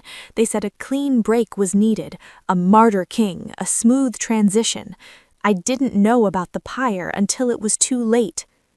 "And that is meant to absolve you?" Kalen's voice was dangerously quiet. "You plotted to overthrow me. You conspired with men who saw our kingdom as a carcass to pick over. Your ignorance of their worst intention is not innocence, it is stupidity, and it nearly destroyed everything." Lorcan stopped his pacing, facing his brother. In the dim light, he looked young and lost. "I just wanted to matter, to have a purpose that wasn't just the king's spare heir. You got the wars, the glory, the crown. I got polite applause. You were the hawk. I was just the feather on the wind." For the first time, I saw a flicker of pain in Kalen's stoic expression. Not sympathy for the crime, but sorrow for the boy his brother had been. "A crown is not purpose, Lorcan. It is a burden, a weight that crushes as much as it elevates. You envied the wrong thing." "And what would you have had me do?" Lorcan shot back, a hint of his old bitterness returning. "Live my whole life in your shadow? Wait for scraps of your attention?" "I would have had you be my brother." Kalen's control finally snapped. He stood, the chair scraping back. "Not my rival, not my assassin. I trusted you. I gave you responsibility, a seat on this very council, and you used it to plot my murder." The accusation hung in the air, the truth of it too raw to deny. Lorcan looked away, his defiance crumbling. "What happens now?" he asked, his voice small. "Now," Kalen said, the fire leaving his voice, replaced by a cold judicial finality, "there will be a public trial. The evidence will be presented. The law will decide your fate and the fate of your co-conspirators." "Will you show me mercy?" The question was a whisper. Kalen was silent for a long time. He looked at his brother, then his gaze drifted to the window, to the moonlit kingdom he had nearly died for. Mercy is not mine to give, Lorcan. It belongs to the realm you betrayed. I can only ensure the law is served, justly and fully. He nodded to Rhys, who opened the door. The audience was over. As Lorcan was led away, he didn't look back. Kaelin remained standing, his hands braced on the council table, head bowed. The weight of the crown, of the betrayal, of the judgment to come pressed down on him visibly. I stepped out of the shadows, unsure if I should speak or leave. He spoke without looking up. You see, Elara, the cost of power. It is paid in the coin of family, of trust, of your own soul. He finally turned to me, his face etched with a grief he would show to no one else. Remember this. When you are given a voice in this court, remember that the whispers around a throne are not just politics. They are the sounds of hearts breaking and of dreams turning to poison. He walked slowly from the chamber, leaving me alone in the dark with the echo of his words. The battle against the traitors was won, but the war for the king's peace, for the soul of Viridian, had only just begun, and I had a front-row seat to all of it. The days between the arrest and the trial were a strange, suspended time. The castle, once buzzing with clandestine plots, now churned with the official machinery of justice. Scribes scurried through halls with armfuls of parchment. Lawyers for the crown, their faces grim and important, held hushed conferences in corners. The air smelled of ink, wax, and anxiety. I was given my new quarters, a spacious room in the scholars' wing with a real window overlooking the herb gardens. It had a proper bed, a writing desk, and a wardrobe containing simple but fine dresses of deep blue and gray, not servant's gray, but the color of a winter sky at dusk. It felt like wearing a costume. I kept my old plain dress folded in a chest, a tangible piece of the girl I had been. My official title was Royal Observer to the Household, a vague position Kaelin seemed to have invented on the spot. In practice, it meant that I was to assist Healer Isolde in compiling the evidence against the conspirators, using my journal as a foundational text. My days were spent in a sunlit annex of the library, surrounded by scrolls and the recording crystals, transcribing my frantic notes into clear, formal statements. It was during this time that Finn found me. I was taking a moment of air on a small balcony when he appeared, looking cleaner and more nervous than I'd ever seen him, wearing the new livery of a junior guardsman. "Elara," he said, bowing his head awkwardly. "Captain Rhys, he pulled me from the stables, said a man with eyes that see shouldn't be mucking out stalls when the king needs loyal watchers." Relief washed over me. "Finn, I'm so glad you're safe. I told them everything you said." "I know," he said, shuffling his shoes. "They questioned me for hours, wrote it all down. It's part of the evidence now." He looked terrified and proud at once. "They said my testimony is crucial, that I might have to say it in front of the whole court." I placed a hand on his arm. "You can do it. You saw the truth when others were blind. Just speak it, like you did to me." He nodded, his jaw set with a new determination. "I will, for the king, and for you. You stood up first. You showed us we could." His words stayed with me. You showed us we could. I hadn't thought of it that way. I had just been too scared to stay silent, but perhaps that was all courage ever was. The work was meticulous, draining. Isolde was a relentless master task, her healer's precision applied to law. Every entry in my journal was cross-referenced with guard rotations, with council meeting logs, with apothecary records. We proved Castor's usual interest in the medicines. We charted Valerius's coincidental meetings with Isolde.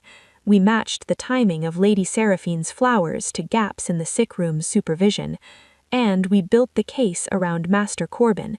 His confession, recorded in the king's chamber, was the centerpiece, but we backed it with his own apothecary records, showing purchases of wolfbine and shadowberry under false pretenses, with the testimony of a lowly kitchen maid who saw him slipping a powder into the king's evening tonic, and with Finn's account of the 3 figures in the Dardan. It was a damning, airtight tapestry of guilt, and as we wove it, a cold certainty settled in my stomach. This would not end with exile or imprisonment. The law for attempted regicide was clear, ancient, and brutal. The night before the trial was to begin, Kalen summoned me, not to the council chamber, but to his private solar, a smaller, warmer room lined with books and maps, with a fire crackling in the grate. He stood by the hearth, out of uniform, looking more like a weary scholar than a king. "Ilara, sit," he gestured to a chair. I sat, folding my hands in my lap, the fine fabric of my new dress unfamiliar against my skin. "The prosecuting advocate will call you tomorrow," he said without preamble. "He will ask you to recount everything, from the moment you felt my pulse to the night Corbin attacked you. He will ask about your journal, about your conversations with me. It will be intense. The defense will try to discredit you, to paint you as a hysterical maid, an opportunist, or a co-conspirator turning on her allies to save herself." The thought made my mouth go dry. I will tell the truth, nothing more, nothing less. "I know you will." He turned from the fire to look at me, his face shadowed. "But I need you to understand something. What you say tomorrow, it will not just decide the fate of 3 traitors, it will shape the future of this kingdom. It will declare that truth from the most humble mouth can topple the mightiest lie. It will set a precedent, and it will make you a permanent symbol. There is no going back from that witness stand." "I understand," I said, though I don't think I fully did. He sighed, running a hand through his hair.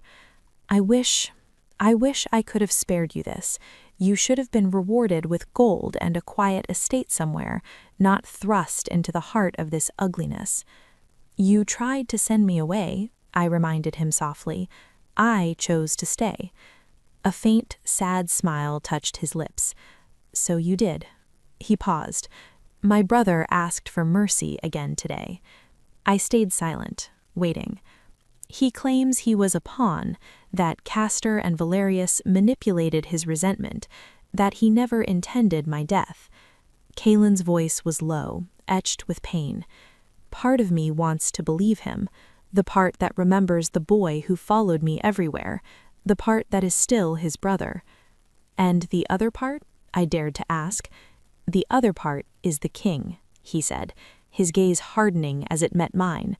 "The king who knows that mercy for a prince's treason is a license for every ambitious lord to try the same. The king who must think not of his brother, but of every subject who would suffer under the chaos his actions would invite." He looked back into the flames.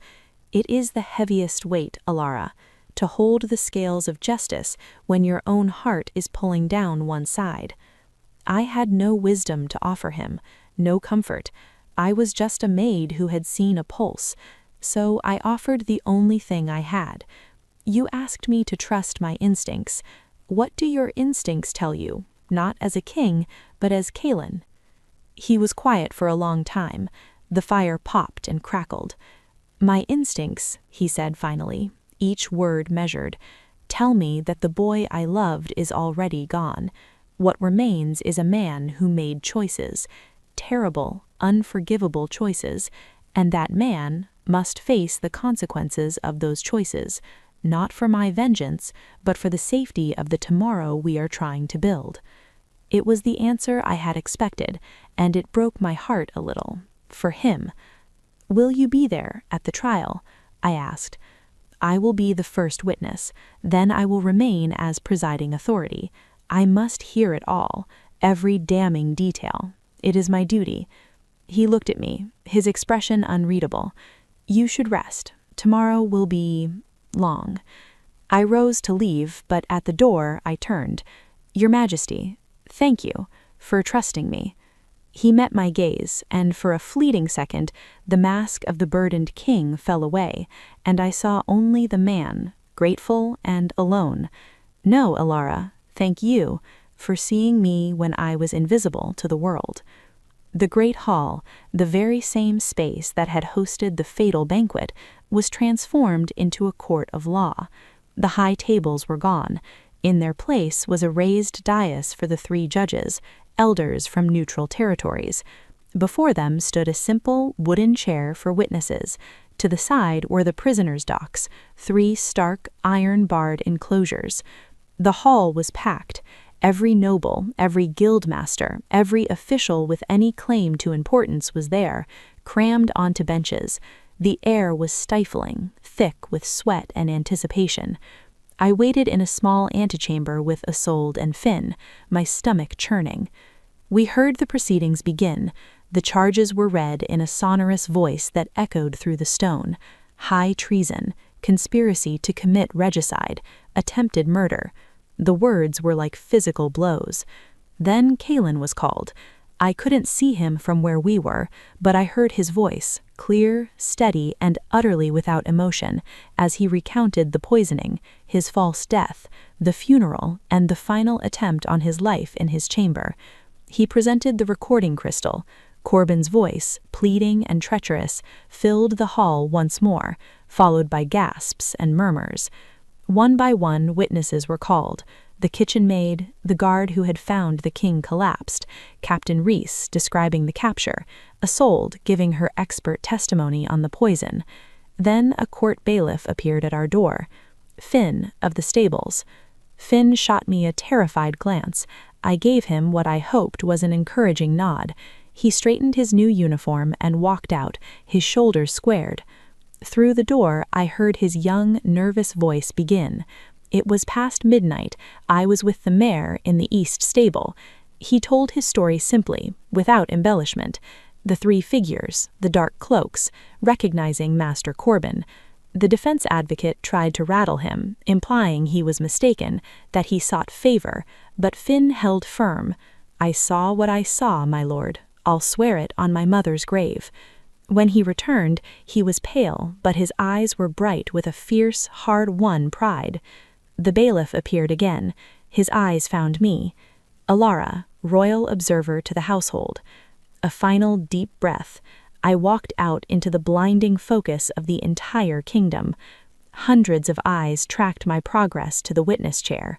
I saw Castor glowering from his cage, Valerius staring at the floor, and Lorcan watching me with an unnerving, detached curiosity. And I saw Calin, seated on a throne-like chair to the right of the judges. His face was a regal mask, but his eyes held mine for a brief, steadying second. I sat. I swore the oath to speak only truth. The prosecuting advocate began gently. He had me tell my story from the beginning. The funeral, the feeling, the pulse, speaking up. My voice started shaky, but as I recounted the facts, the warmth, the breath, the terrible risk, it grew stronger. I spoke of being assigned to the sick room, of keeping the journal. I produced it, and pages were read aloud, my observations of Castor, of Valerius, of the coordinated visits. Then came the defense. His advocate was a sharp-faced man with a sneering tone. So you, a lowly maid with no formal training, claim to have detected signs of life that eluded the royal physician, a man with decades of experience? I did not claim to know more than him, I said, keeping my voice calm. I only reported what I saw and felt with my own eyes and hands. And this journal, you just decided to write down the comings and goings of your betters? A strange hobby for a servant. I was asked to by my king, I replied, to help uncover the truth. The king who, by your own account, was barely conscious at the time. A convenient request, don't you think? Almost as if it were devised later to give your meddling a royal seal. Objection, the prosecutor boomed. The judge upheld it, but the insinuation hung in the air. I was a puppet, my words manufactured. The defense advocate circled closer. And isn't it true that your new position, your fine clothes, your rooms in the scholar's wing, all of these are rewards for your convenient testimony? A maid plucked from obscurity and placed at the king's right hand? What ambitious girl wouldn't say whatever was needed to secure such a prize? A hot flush of anger rose in my cheeks.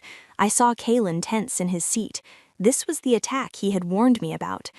I looked not at the sneering advocate, but at the judges, my voice clear and ringing in the silent hall. My lord judges, I was a maid. I had no ambition for fine clothes or titles. My only ambition was not to have a man's death on my conscience. I spoke because silence felt like complicity. I wrote what I saw because someone needed to see clearly. If the truth has rewarded me with a voice I did not have before, then I am grateful. But I did not choose this path for reward. I chose it because when I felt the king's pulse, I knew in my soul that to look away would be to betray not just him, but myself. I turned my gaze to the defense advocate, my anger cooling into something harder. You speak of ambition, sir. I know nothing of the ambition that poisons kingdoms and sells kingdoms. I only know the resolve to not let evil triumph because good people were too afraid to speak. That is not ambition. That is duty, the most humble duty of all. A profound silence followed my words. Even the advocate seemed momentarily struck. I had gone off his script, and in doing so I had spoken a truth that resonated in the stone hall. The head judge, an ancient man with wise eyes, nodded slowly. No further questions for this witness. As I stepped down from the chair, my legs trembling, I didn't look at the nobles or the traitors. I looked at Kalen. He gave me the smallest, barely perceptible nod. It was done. I had borne my witness, and in that packed hall, the invisible maid had finally been seen and heard for exactly who she was. The trial did not end with my testimony. It ground on for 2 more grueling days. Master Corbin was brought forth, a broken man, his earlier defiance gone. He confirmed everything, his voice a monotone of despair, weaving a detailed tapestry of the plot. He named Castor as the architect, Valerius as the supplier of rare poisons and northern contacts, and Lorcan as the willing heir, the necessary figurehead to legitimize their coup. He spoke of the changed plan, the decision to make the king's death permanent on the pyre, and claimed with a pathetic whimper that he had been powerless to stop it. Lawyers argued, evidence was disputed, and the 3 prisoners in their iron cages sat through it all. Castor maintained a haughty, offended silence, only issuing flat denials. Valerius tried to bargain, offering to name other conspirators in exchange for leniency, but his offers were muddied and shifting and held little weight. Lorcan listened to it all with an unsettling calm, as if attending a play about someone else's life. Finally, the evidence was closed. The prosecuting and defense advocates made their final passionate addresses to the judges. One spoke of betrayal so deep it threatened the foundations of the realm. The other spoke of manipulation, of a prince led astray, of punishments that should fit the crime and the station of the accused. The 3 elder judges then retired to deliberate. The great hall emptied into a tense, murmuring antechamber. The waiting was worse than the testifying. It was a slow, agonizing suspense, a collective holding of breath. I stood with Isolde and Finn by a tall, narrow window, watching snow flurries dance in the gray afternoon light. None of us spoke. There was nothing left to say. The truth had been laid bare. Now it was in the hands of law and whatever mercy the judges could find in their ancient hearts. After what felt like an eternity, a bell tolled, deep and solemn, calling us back. The hall was silent as a tomb as we re-entered. The judges had returned to their dais. Kalen resumed his seat of authority, his face a carefully composed blank. The prisoners were brought back to their docks. Castor looked paler. Valerius was sweating. Lorcan simply looked resigned. The head judge, Elder Neum, a woman with silver hair and eyes like flint, stood. She did not need to call for silence. It was absolute. This court has heard the evidence in the case of the Crown versus Castor, Valerius, and Lorcan Thorn. We have considered the testimonies, the physical evidence, and the arguments of law. The crimes are of the most serious nature imaginable, and attack upon the very soul of the kingdom, upon the person of the sovereign. She paused, letting the gravity of her words sink in. My heart was a trapped bird against my ribs. In the matter of Lord Castor, Elder Neum continued, her gaze falling upon the old noble who stiffened, The evidence of his leadership in this conspiracy is overwhelming and uncontested. His manipulation of position, his coercion of subordinates, and his clear intent to seize power through regicide mark him as a traitor of the deepest dye. The law for such treason is clear and ancient. She took a breath. Lord Castor, you are found guilty on all counts. The sentence is death by beheading and the permanent attainment of all your lands, titles, and properties to the crown. A collective gasp rippled through the hall, though it was the expected verdict. Castor did not flinch. He lifted his chin, accepting his doom with a nobleman's pride, but his eyes were hollow. Elder Neum turned to Valerius. Counselor Valerius, you provided the means and the connections for this plot. You traded the safety of the realm for promises of profit and power. Your attempts to bargain testimony reveal a conscience concerned only with self-preservation, not remorse. You are found guilty on all counts. The sentence is death by beheading and the forfeiture of all assets.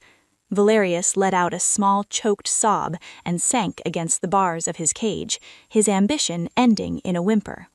Then all eyes turned to Lorcan. The air grew so thick with anticipation it was hard to breathe. Calin, on his throne, was a statue, his hands clenched on the armrests.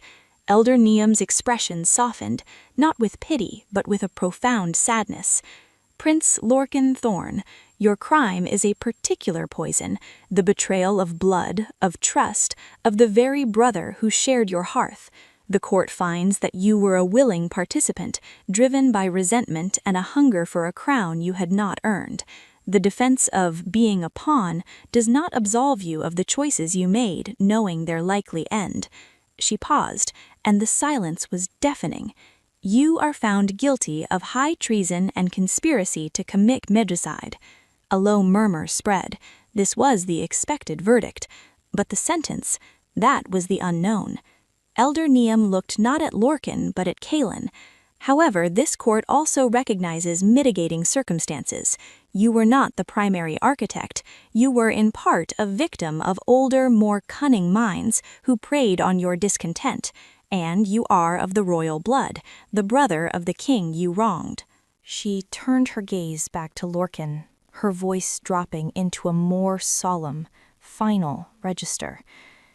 Therefore, while the law for such treason demands death, this court, in recognition of these circumstances and exercising the judicial mercy allowed to it, commutes your sentence. A wave of shock passed through the room. Caelin's knuckles were white. Prince Lorcan Thorn, Elder Neum declared, you are hereby stripped of your royal title, your claim to the Thorn name, and all rights as a prince and citizen of Viridian. You are sentenced to permanent exile. You will be taken from these lands by sunset tomorrow, under guard. Should you ever set foot in any territory under the rule of the Hawk King again, the death sentence will be immediately and irrevocably reinstated. Do you understand the terms? The commutation was a thunderclap, not death, but a living death, a erasure. Lorcan absorbed the verdict. He looked at his brother, and for the first time his calm mask fully slipped. What lay beneath was not gratitude, but a bitter, searing pain. I understand, he said, his voice hollow, then louder, tinged with a twisted pride. I understand that mercy is just another word for a weak heart. Our father would have had my head on a spike before the sun set. That is why men feared him, and why they will eventually despise you. Calin did not react to the barb. He simply looked at his brother, and in his eyes I saw not weakness, but a terrible, lonely strength. Perhaps, he said, his voice carrying in the hushed hall, but I will sleep at night, Lorcan, and you will always wonder what kind of king you might have been if you had valued loyalty over a crown. It was the final blow. Lorcan's defiance crumbled into something broken and lost. He said nothing more as guards moved to take him away. The head judge addressed the hall. "Justice has been rendered. Let this be a lesson written in fire and ice. Betrayal of the crown is the betrayal of every soul in this kingdom. The court is adjourned." As the hall erupted in buzzing conversation, the weight of what had just happened settled on me. It was over. The plotters were undone. Castor and Valerius would die. Lorcan would vanish, a ghost. But as I watched Kalin rise from his throne and walk slowly, alone from the dais, I knew it wasn't over at all. The public trial was finished. The private sentence, a brother's grief, a king's solitude, was just beginning, and I, the accidental witness, was now bound to the aftermath of it all. The days following the trial were a blur of grim resolution. The sentences were carried out with chilling efficiency. At dawn, 2 days after the verdict, Lord Castor and Councillor Valerius were led to the castle's execution yard. There were no grand speeches, no last declarations of innocence. The fall of the axe was a swift, brutal punctuation to their story. The kingdom exhaled a sigh of dark relief. A cancer had been cut out, but the scar would remain. Lorcan's exile was a quieter, stranger affair. At sunset on the appointed day, he was escorted by a contingent of Captain Reese's most stoic men to the northern border. He was given a plain horse, a bag of silver, and a warning that looking south would be his last. He mounted without a word, his back straight, and rode into the gathering twilight without a glance behind. He became a silhouette against the fading light, and then he was gone, swallowed by the wild pine forests and the falling snow. With the traitors removed, the castle began the slow, arduous process of healing, but it was a different castle now. The shadows felt watchful in a new way, not with hidden knives, but with the wary eyes of those testing the new political winds. Kalin moved through it all with a quiet, determined focus. The council was purged of Castor and Valerius's allies, their seats filled with younger, lesser-known nobles, and, in one unprecedented move, a respected guildmaster from the merchant district. The message was clear. Loyalty and merit would now trump ancient bloodlines. My own life transformed in quieter yet equally profound ways.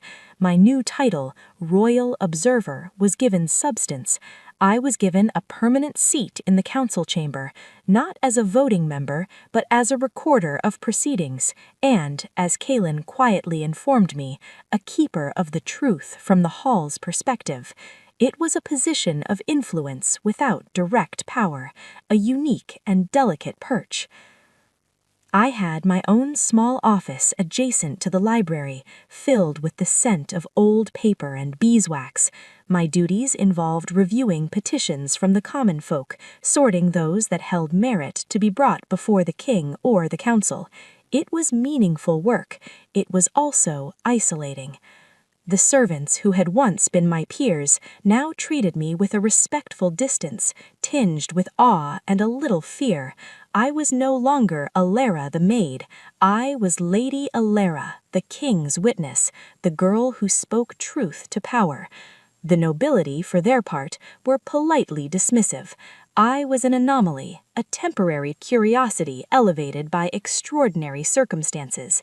Their invitations were formal and infrequent. Their conversations, when they occurred, were carefully superficial. I existed in a strange limbo between the world I came from and the world I now occupied, accepted fully by neither. Kalin was often absent, buried in the work of rebuilding trust and re-securing borders. When I did see him, in council or at the occasional formal dinner I was now required to attend, he was the Hawk King, focused, authoritative, remote. The man who had whispered conspiracies with me in the sick room, who had shown me his grief over his brother, seemed to have receded behind a wall of duty.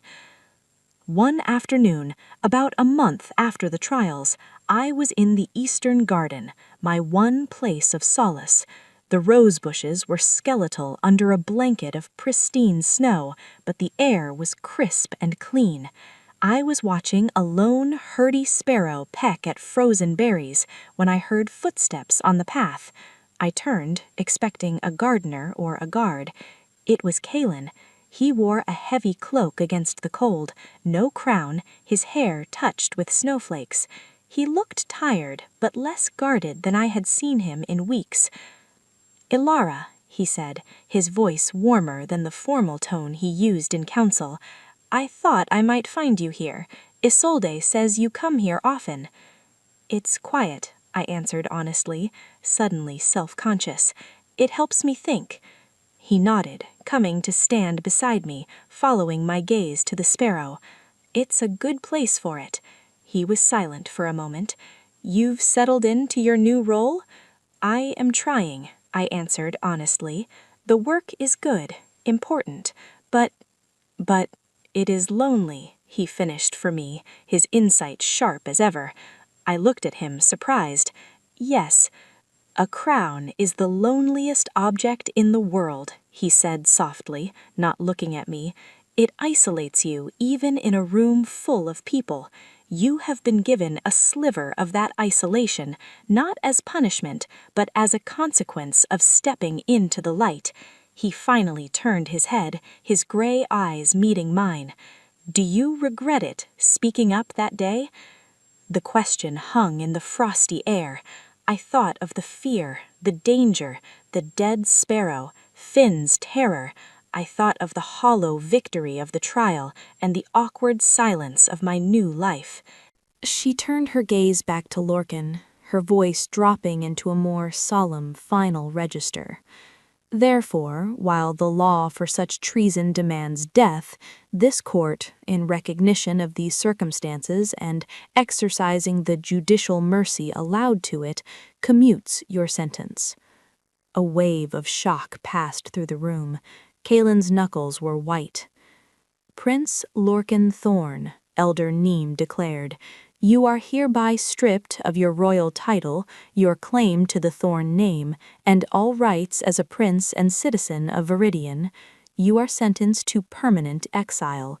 You will be taken from these lands by sunset tomorrow under guard. Should you ever set foot in any territory under the rule of the Hawk King again, the death sentence will be immediately and irrevocably reinstated. Do you understand the terms?"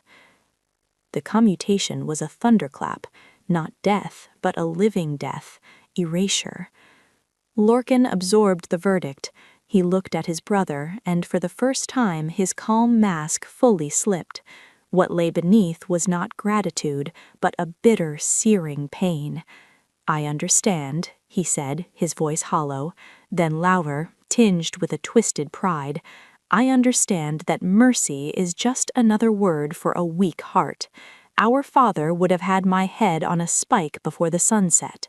That is why men feared him, and why they will eventually despise you." Kalen did not react to the barb. He simply looked at his brother, and in his eyes I saw not weakness, but a terrible, lonely strength.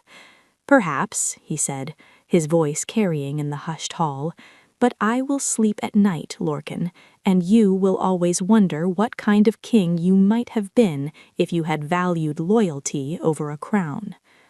It was the final blow. Lorcan's defiance crumbled into something broken and lost. He said nothing more as guards moved to take him away. The head judge addressed the hall. "Justice has been rendered. Let this be a lesson written in fire and ice. Betrayal of the crown is the betrayal of every soul in this kingdom. The court is adjourned." As the hall erupted in buzzing conversation, the weight of what had just happened settled on me. It was over. The plotters were undone. Castor and Valerius would die. Lorcan would vanish, a ghost. But as I watched Kalen arise from his throne and walk slowly, alone, from the dais, I knew it wasn't over at all. The public trial was finished. The private sentence, a brother's grief, a king's solitude, was just beginning, and I, the accidental witness, was now bound to the aftermath of it all. The days following the trial were a blur of grim resolution. The sentences were carried out with chilling efficiency. At dawn, 2 days after the verdict, Lord Castor and Councillor Valerius were led to the castle's execution yard.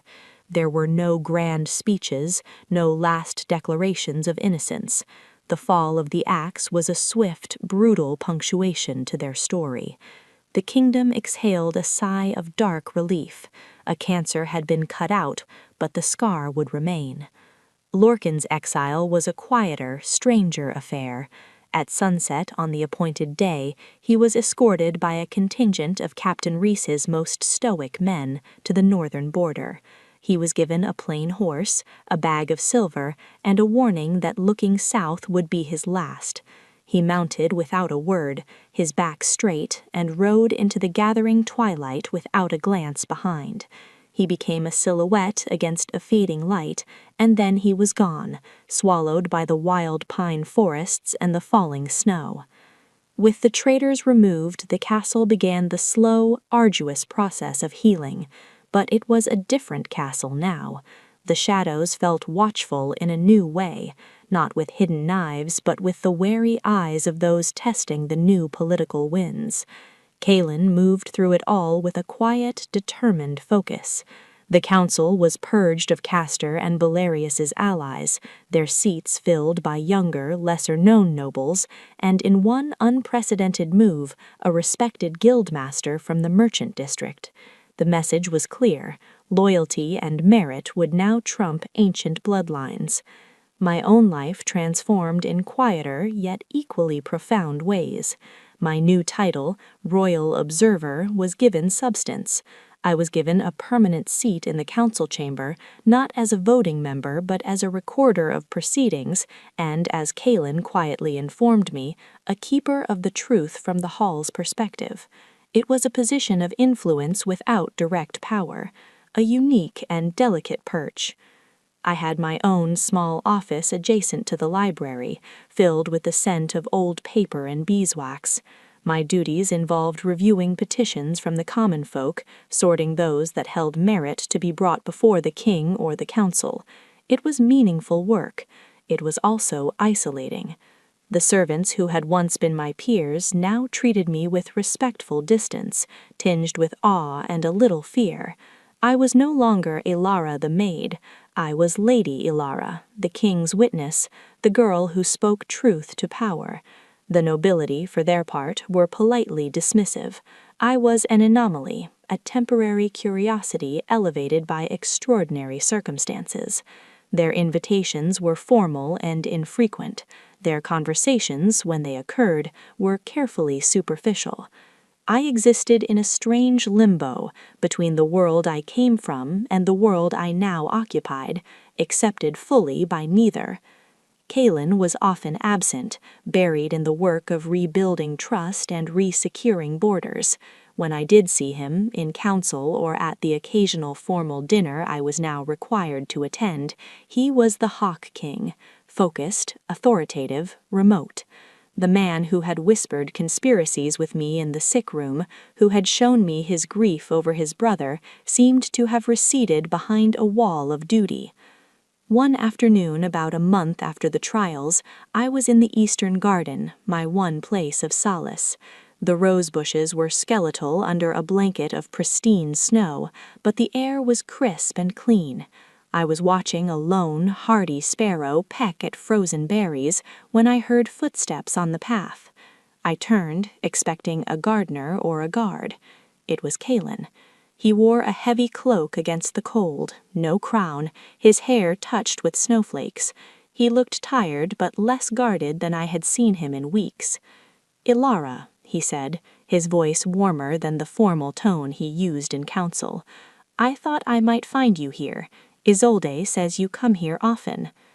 "It's quiet," I said, suddenly self-conscious. "It helps me think." He nodded, coming to stand beside me, following my gaze to the sparrow.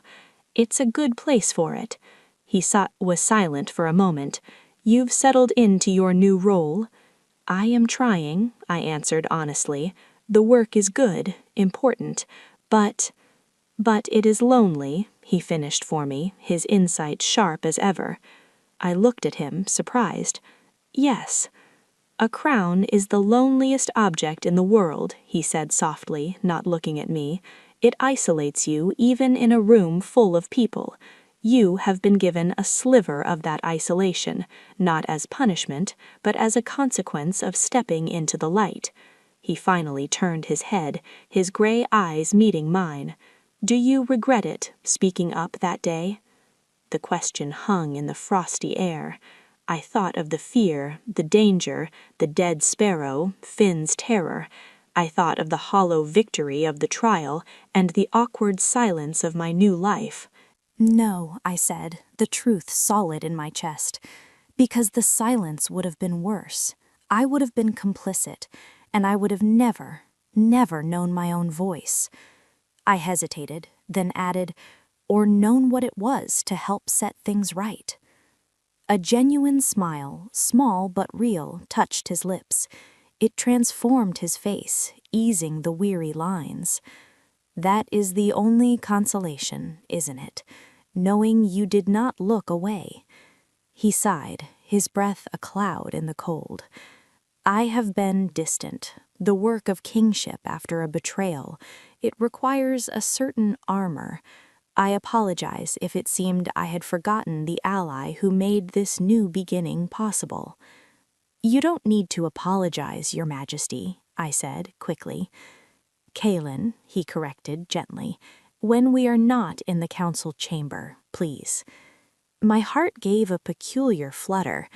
"Kaelin," I repeated, the name feeling intimate and dangerous on my tongue.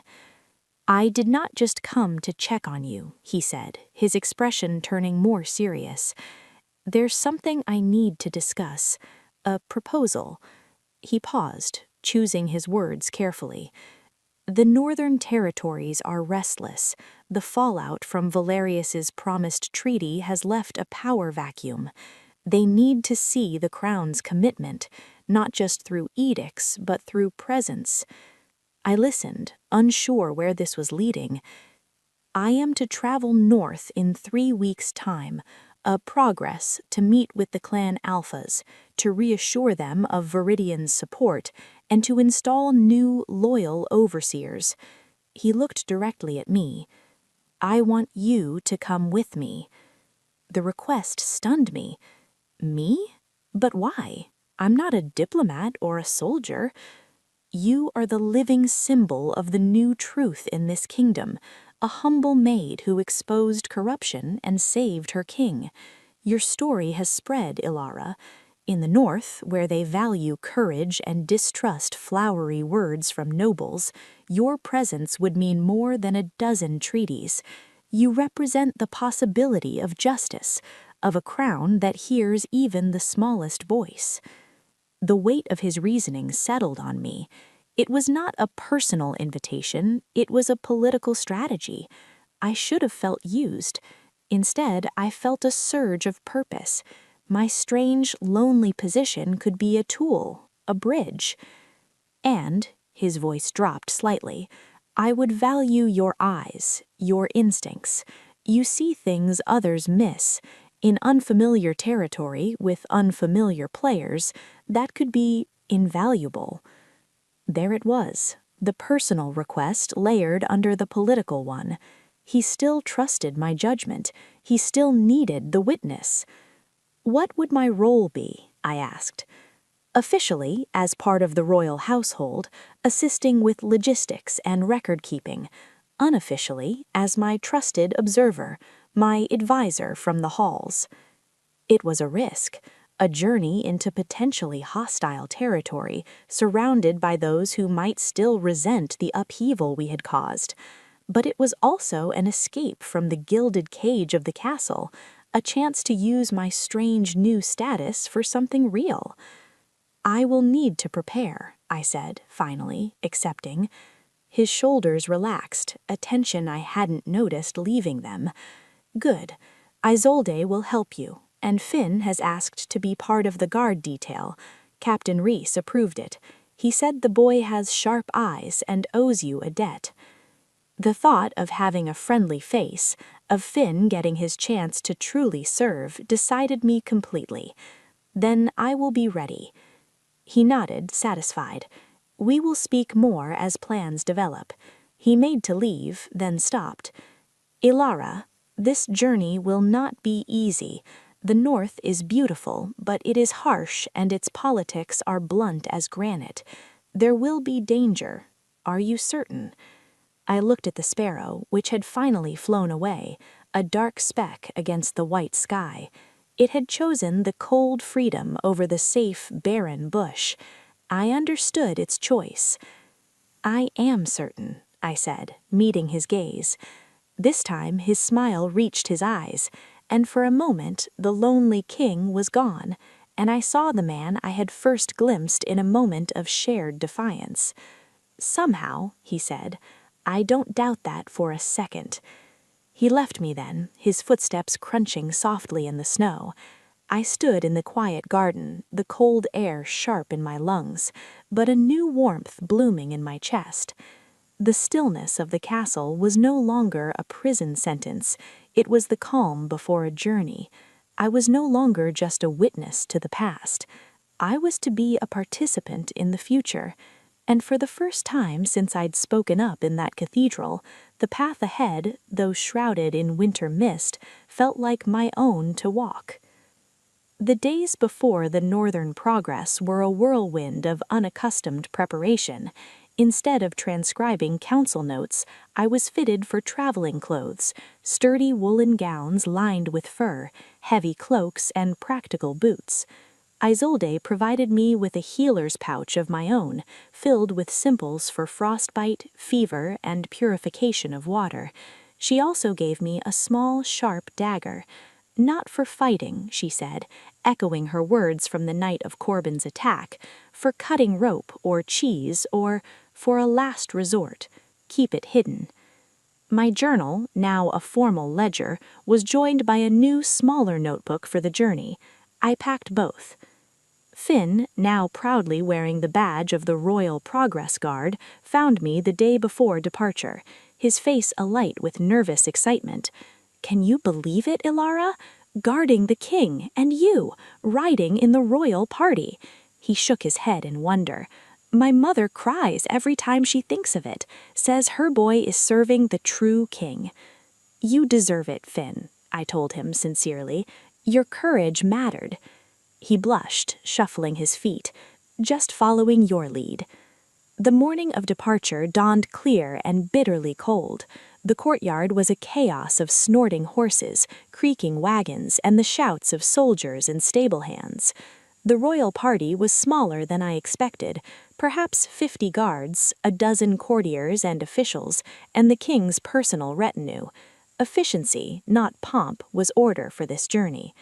Kalen emerged from the keep, a commanding figure in a cloak of charcoal gray trimmed with silver fur. He moved among the men with a familiar ease, checking harnesses, exchanging quiet words with Captain Reese. He looked every inch the warrior king, not the ruler on a throne. His eyes scanned the courtyard and found me hovering somewhat awkwardly near a baggage wagon. He strode over. "Ready?" he asked, his breath clouding in the air. "As I'll ever be," I replied, trying to sound confident.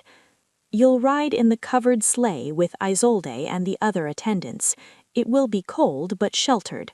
He gestured to a sturdy, enclosed sleigh hitched to 2 massive, shaggy horses. "The first day's travel is the hardest. The mountains are unforgiving. If you feel unwell, tell Isolde immediately." His concern was practical, kingly, but it warmed me against the chill. "I will." He gave a short nod, then turned to mount his own steed, a formidable black stallion that danced with impatient energy. With a raised hand from Captain Reese, the gates groaned open, and the procession began to move, a serpent of men and steel slithering out of the castle's belly and into the vast white world beyond the castle belly. The journey was a revelation in hardship and beauty. The well-traveled roads of Viridian's heartland soon gave way to steep, winding mountain passes. The air grew thinner, sharper. The world narrowed to the crunch of snow under hoof and runner, the jingle of harnesses in the endless, breathtaking vista of white-capped peaks against a sky of hard, brilliant blue. Inside the sleigh, it was a bumpy, cramped, but surprisingly companionable world. Isolde was a calm presence, pointing out herbs that grew even in the snow, or explaining the geology of the passes. The other two attendants, a middle-aged archivist and a young scribe, were initially wary of me, but shared hardships bred a quick familiarity.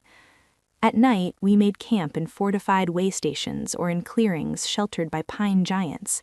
Great fires were built, tents erected, and a sense of shared purpose settled over the company. I would often sit slightly apart, writing in my new notebook, observing the dynamics. The soldiers respected Kaelin, not just as a king, but as a campaigner who shared their fire and their hard bread. One evening, about 5 days into the journey, I was by the fire, trying to warm my stiff fingers, when Kaelin approached. He sat on a log beside me, accepting a bowl of stew from a steward. "You are bearing up well," he remarked, his gaze on the flames. "It's educational," I said, earning a faint smile. I never knew the kingdom was so vast, or so empty. "The emptiness is an illusion," he said, stirring his stew. "These mountains are full of life. Wolves, snowhawks, mountain cats, and people.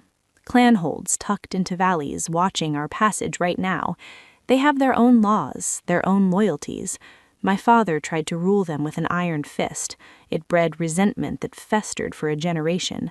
Valerius was trying to buy their loyalty with gold and trade concessions, selling our sovereignty piece by piece." He looked at me, his face fire-lit and solemn. "We are not here to conquer, Alara. We are here to listen, to prove Viridian can be a partner, not a master or a merchant. That is a harder sell than either force or gold." I understood then the true delicacy of this mission. It wasn't just a show of strength, it was an act of humility. The next day, we descended from the high passes into a broad, frozen valley. At its head, nestled against a cliff face, was our first major destination, Stonehaven, the fortress hold of Clan Brighthand. It was nothing like the elegant stonework of the royal castle. Stonehaven was raw, formidable, built of immense gray blocks, its towers seeming to grow from the mountain itself. As our procession wound towards its gates, figures appeared on the walls, broad-shouldered men and women in furs and leather, watching our approach with unreadable faces. The gates opened, not wide and welcome, but just enough to admit us. We entered a courtyard of hard-packed snow and ice. Awaiting us was a group of clan leaders. At their forefront stood a woman. She was tall, with braided hair the color of iron and eyes of pale, piercing blue that missed nothing. She wore no fine silks but practical hides adorned with intricate bone carvings. This was Alara Brighthand, the clan Alpha. Her power radiated from her not as courtly grace, but as the solid, unyielding strength of the mountains themselves. Kaelin dismounted and approached her, alone. He gave a respectful nod, not a bow. "Alpha Brighthand, thank you for granting us Hearthright." Alara's gaze swept over him, then over our party, pausing for a heartbeat on me before returning to the king. "Hearthright is granted to all who travel the high passes in winter, King Thorn, even kings." Her voice was low, gravelly, and held no particular warmth. "Your men may stable their horses. You and your advisors will join us in the long hall. We have much to discuss." The long hall of Stonehaven was a cavernous space, heated by a central fire pit so large it was like a contained bonfire. Smoke curled up towards vents in the high ceiling. The air was thick with the smell of wood smoke, roasting meat, and damp fur. We were seated on rough-hewn benches at a table near the fire, Alara and her senior clansmen facing Kaelin, Captain Reese, Isolde, and me. The talks began stiffly. Alara listened as Kaelin outlined his vision for a new compact, mutual defense, fair trade agreements that didn't strip the North of its resources, respect for clan law in internal matters. Her responses were short, non-committal. Her people watched, their expressions guarded. It was during a discussion about border patrols that I noticed something. A younger clansman, seated to Alara's left, was not watching the king. His eyes kept flicking towards a shadowed archway at the side of the hall. His hand rested near his belt knife, his posture tense, not with hostility towards us, but with anticipation, anxiety. I leaned slightly forward, pretending to adjust my boot, and looked past the firelight into the archway's gloom. At first, I saw nothing, then a movement, a small figure, a child perhaps, peeking out before being hastily pulled back by an unseen hand, a whisper of sound, a muffled cough, a wet, rattling cough I had heard before in the castle infirmary, the cough of lung fever. I looked at the tense young clansman, then at Alara. Her face was a mask of negotiation, but the set of her shoulders was rigid with a concern that had nothing to do with trade routes. When there was a pause, I did something reckless. I did not speak to Kaelin. I spoke directly to Alara Brighthand, my voice quiet and clear in the lull. "Alpha Brighthand," I said, "forgive my interruption, but I couldn't help but notice the cough from the side passage. It sounds deep. Has the lung fever taken hold in Stonehaven?" The hall went utterly silent. All eyes snapped to me, the clansmen in surprise and suspicion, Kaelin's party in shock. I had broken protocol, spoken out of turn. Alara's pale blue eyes locked on mine, sharp as icicles. "What do you know of it, southern girl?" "I am no healer," I said, holding her gaze, forcing my voice to stay steady. "I assisted healer Isolde for many weeks." I gestured to Isolde. "We saw many cases of winter fever in the capital. That cough, it is particular and dangerous, especially for the young and the old." Alara's mask finally slipped. A flicker of profound worry, of a leader's fear for her people showed in her eyes. She glanced at the archway, then back at me. "My granddaughter," she said bluntly, the admission clearly costing her, "and 3 others in the lower halls. Our Hearthwoman's remedies are not working. The lung fever tightens its grip." Isolde saw the opening, the human need overriding politics. "Alpha Brighthand," she said with gentle authority, "with your permission, I would see the child. I have medicines that might help. Lung fever is no respecter of borders or clans." A long, tense moment hung in the smoky air. The clansmen looked to their Alpha. This was a test, not of treaties, but of trust. Alpha Brighthand looked at Isolde's honest face, then to mine, and then to Kaelin, who had remained silent, allowing this unexpected turn. She gave a single sharp nod. "Very well," she stood. "The talks can wait. The clan's blood comes first. Healer, you and your observant assistant come with me." As Isolde and I rose to follow her, Kaelin caught my eye. He didn't smile, but in his gaze was a look of stunned respect and a dawning understanding. I had not just observed. I had seen a crack in the wall of mistrust, and I had offered a hand, not a treaty. We were not here as masters or merchants. We were here, first and foremost, as people. And sometimes the most powerful diplomacy began not with words about borders, but with a concern for a child's cough in the dark. Following Alara Brighthand through the shadowed archway felt like crossing a threshold into another world. The noise and grandeur of the long hall fell away, replaced by the close, quiet air of Stonehaven's living quarters. We moved down a narrow corridor of rough stone, lit by guttering torches that cast dancing shadows. The smell of wood smoke was joined by the sharper scent of herbs, sickness, and fear.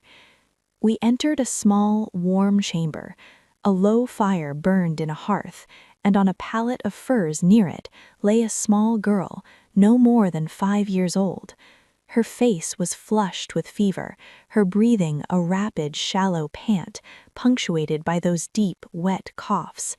A weary-looking older woman, the hearthwoman, sat beside her, bathing her forehead with a cloth. Alara went immediately to the child's side, her stern Alpha's demeanor melting into raw, grandmotherly worry. She touched the girl's cheek, her large hand impossibly gentle. "This is Laura," she said, her gravelly voice softened. Isolde was already moving, her healer's instincts overriding all else. She knelt by the pallet, her fingers going to Laura's throat to feel her pulse, then to her forehead. She listened to the girl's chest, her expression grave. "The fever is high and the congestion is deep," Isolde said without looking up. "Alara, my bag, the green vial and the pouch of dried white willow bark." I hurried forward, fumbling with the clasp on the bag I carried for her. My hands, which had been steady in the hall, now trembled. This was not political observation. This was a child's life. I found the items and handed them to Isolde. "We need to break the fever first. Clean water and honey if you have it." The woman nodded and scurried out. Isolde prepared a draught, mixing the willow bark powder with a few drops from the green vial in a small cup of water from her own flask. She added a dollop of honey the hearthwoman brought back. Together, she and Alara coaxed the sleepy, feverish child to drink it. "It will make her sweat," Isolde explained quietly to Alara. "That is good. It means the fever is fighting, but we must keep her warm and dry. The congestion," she looked at me. "Alara, the chest salve, and we need steam." I found the small tin of pungent salve, a blend of eucalyptus and camphor Isolde swore by for tight chests. While Isolde gently rubbed a small amount onto Laura's chest and back, I improvised. Using a small pot from the hearth, I boiled water and dropped in a cloth packet of steam herbs from Isolde's kit.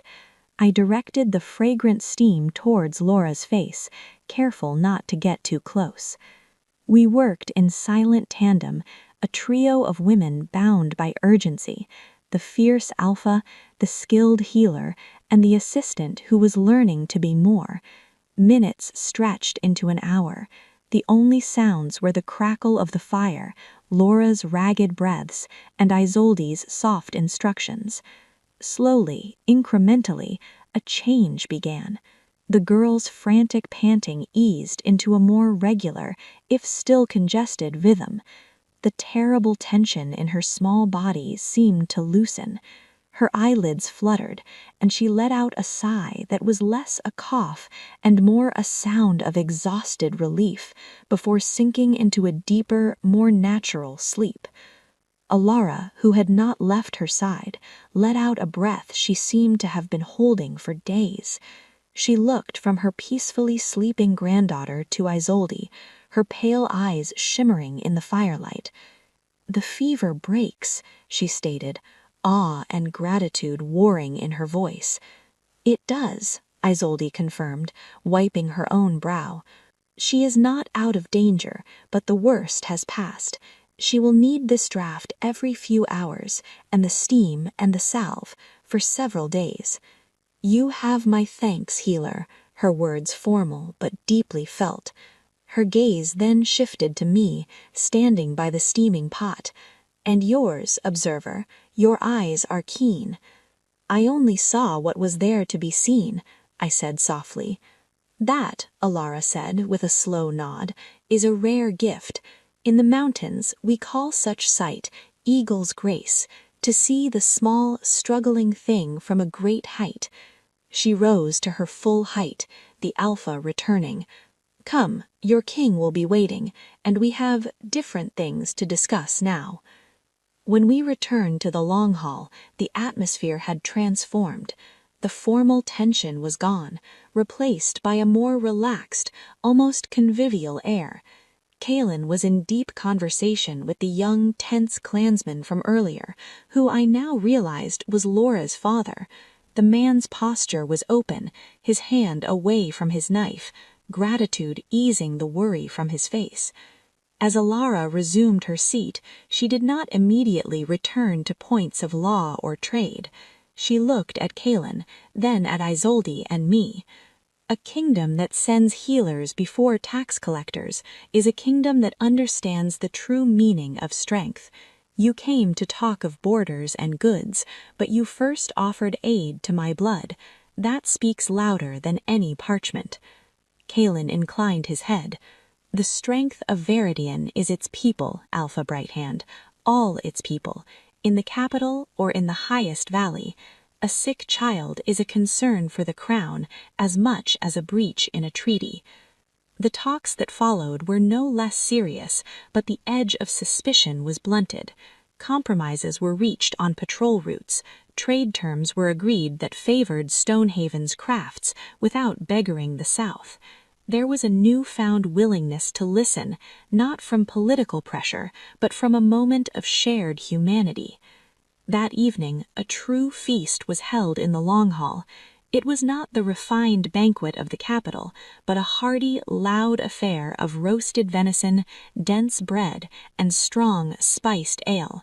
Clan warriors shared tales with Viridian guardsmen. I sat beside Isolde, watching it all, a warmth in my chest that had nothing to do with the fire. Kalen sought me out later, as I stood by the great doors, taking a moment of cool air. "What you did today," he started, then shook his head as if words failed him. "That was more valuable than any diplomatic maneuver I could have made. You saw the need behind the politics." "I just saw a child who was sick," I said truthfully. "That's the point," he said, his voice low and intense. "You see the person, not just the position. In a hall full of people playing roles, you see the truth. That is your power, Alara." He looked at me, and in the torchlight from the hall, his eyes were serious. "This journey," he said, "it was the right decision, for the kingdom and for me." His admission, so personal, stole my breath. Before I could formulate a response, Alara Braeband approached us, holding 2 carved drinking horns. She offered one to each of us. "A custom of my people, shared after a pact is made or a life is saved. Drink to new alliances and to eyes that see clearly." We drank. The ale was dark and bitter, but it tasted of honesty and hard-won trust. Later, as I lay on a pallet in a guest chamber, listening to the deep, rhythmic snores of Stonehaven, I replayed the day. The fear in the child's cough, the desperate hope in Alara's eyes, the moment the fever broke, and Kalen's words, "That is your power." I had come north as a symbol, an observer, but I was becoming something else, a bridge, a translator of human need into political action. The maid who saw a pulse was now the woman who saw the heartbeat of a kingdom, not in its laws, but in its people. And for the first time, I didn't feel like an imposter in my new role. I felt, with a quiet, sure certainty, that I was exactly where I was meant to be. The success at Stonehaven became the pattern for the rest of the northern progress. Word, carried by swift clan runners and the mountain winds, traveled ahead of us. The story was not of a king coming to impose his will, but of a healer and an observer who had saved the Brighthand Alpha's granddaughter. We were no longer just southern outsiders, we were the party with the eagle's grace. Our reception at the next clanhold, a fortified settlement called False Fall, nestled in a glacial valley, was wary but openly curious. The Alpha, a grizzled old warrior named Torvin, had a persistent wound from a winter bear that had festered for months, leaving him in constant pain.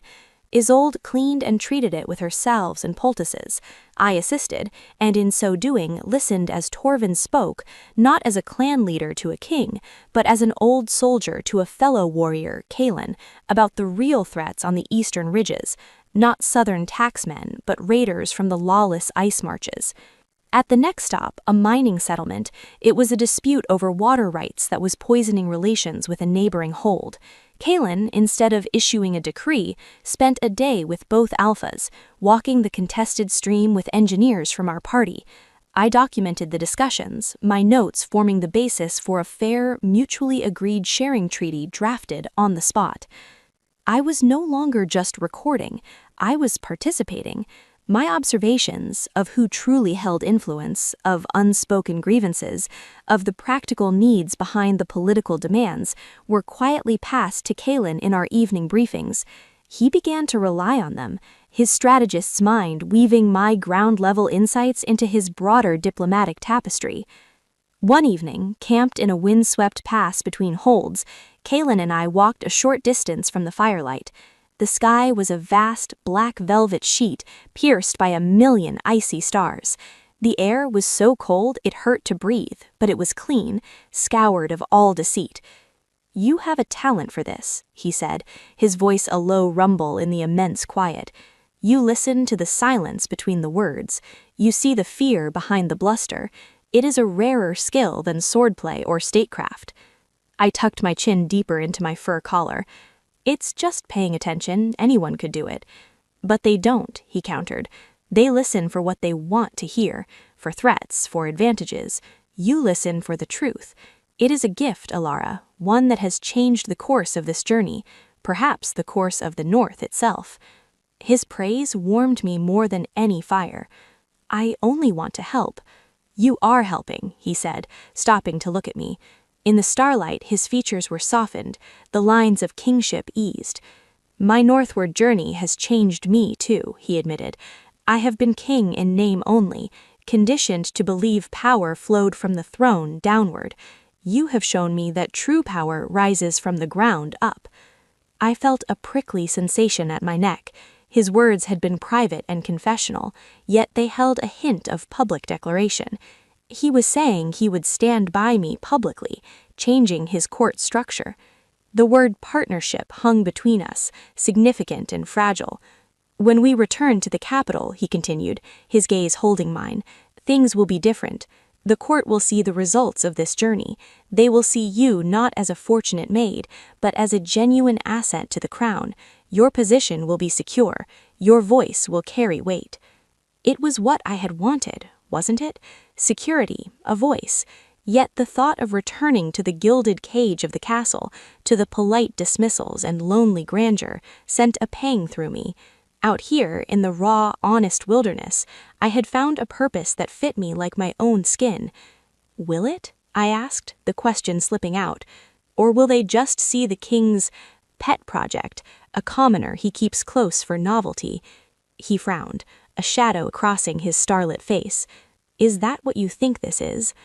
"I don't know what to think," I confessed, my breath a white cloud between us. "I only know that here I feel useful, needed, not as a symbol, but as myself. I fear that feeling will vanish inside castle walls." He was silent for a long moment, looking out over the moonlit, snow-bankled peaks. "Then we must ensure it does not vanish," he said finally, his voice firm. "Your role will be formalized. Your counsel will be sought, not just tolerated. I give you my word." It was a king's promise, but I had learned that even a king's word could not always change the hearts of a court. I simply nodded, trusting him, but fearing the reality we would face. A few days later, as we prepared to depart from the last major clanhold, a messenger arrived from the capital. He was dusted with road grime and southern snow, his face etched with urgency. He bore the seal of the chancellor, the head of the civilian administration Kaelin had left in charge. We gathered in the clanhold's small strategy room, Kaelin, Captain Reese, Isolde, and me. The messenger delivered his scroll. Kaelin broke the seal and read, his expression growing steadily darker. He finished and handed the scroll to Captain Reese, who scanned it and let out a low curse. "What is it?" Isolde asked, her healer's calm bracing for a different kind of wound. "Unrest," Kaelin said, his voice tight. "In the capital. In the wake of the trials and our departure, factions are forming. Some of the older noble houses, those who were friendly with Castor and Valerius, are whispering. They claim the trials were rushed, that evidence was manufactured." His gaze flicked to me, a storm in his eyes. "They are specifically targeting the validity of certain witness testimonies, calling them coerced or the product of an impressionable, ambitious mind." The floor seemed to drop away from me. They were targeting me, my testimony, my journal, my credibility, the very foundation of the case against the traitors, was being undermined. "They are sowing doubt to reclaim lost influence," Captain Reese growled. "They can't defend the traitors, so they attack the process. Cowards' work." "But dangerous work," Isolde said sharply. If they cast doubt on Awara, they cast doubt on the king's judgment for relying on her. It undermines everything we've just built here. Kaelin's jaw was a hard line. The Chancellor says the whispers are growing louder, moving from parlors to the council floor. He urges our immediate return. The triumphant mood of the Northern progress shattered, replaced by the cold, familiar dread of Southern politics. Our work here, the trust we'd built, felt suddenly fragile, threatened by poison tongues a world away. "We leave at first light," Kaelin declared. "We have done what we can here. The foundations are laid. Now we must defend them."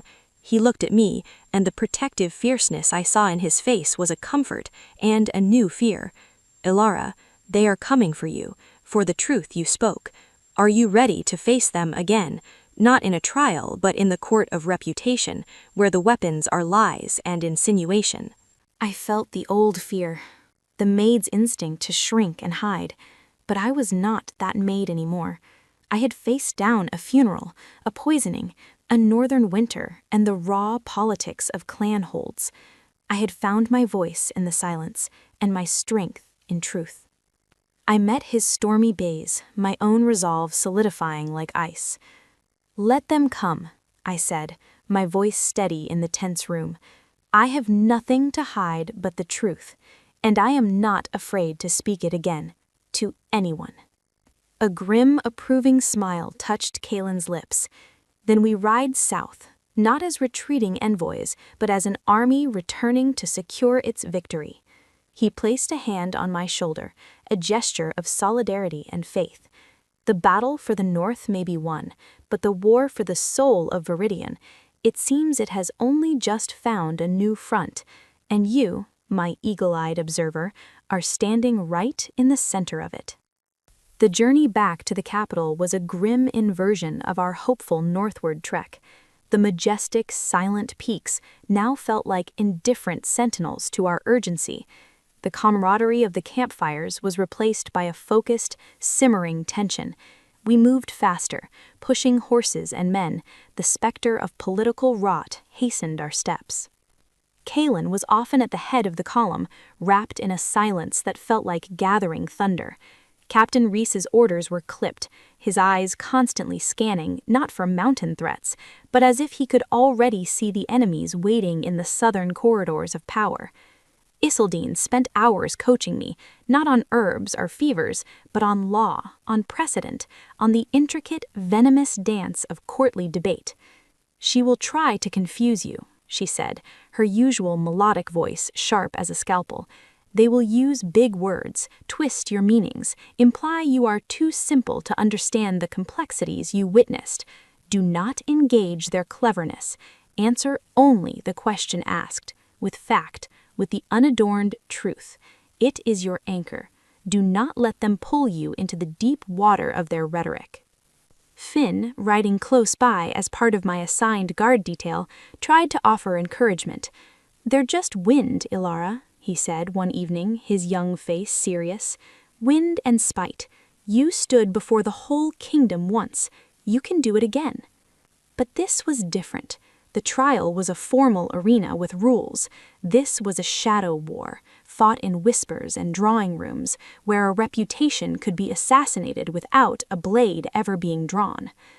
The spires of the capital finally appeared on the horizon, not as a welcoming sight of home, but as the jagged teeth of a beast we had to re-enter.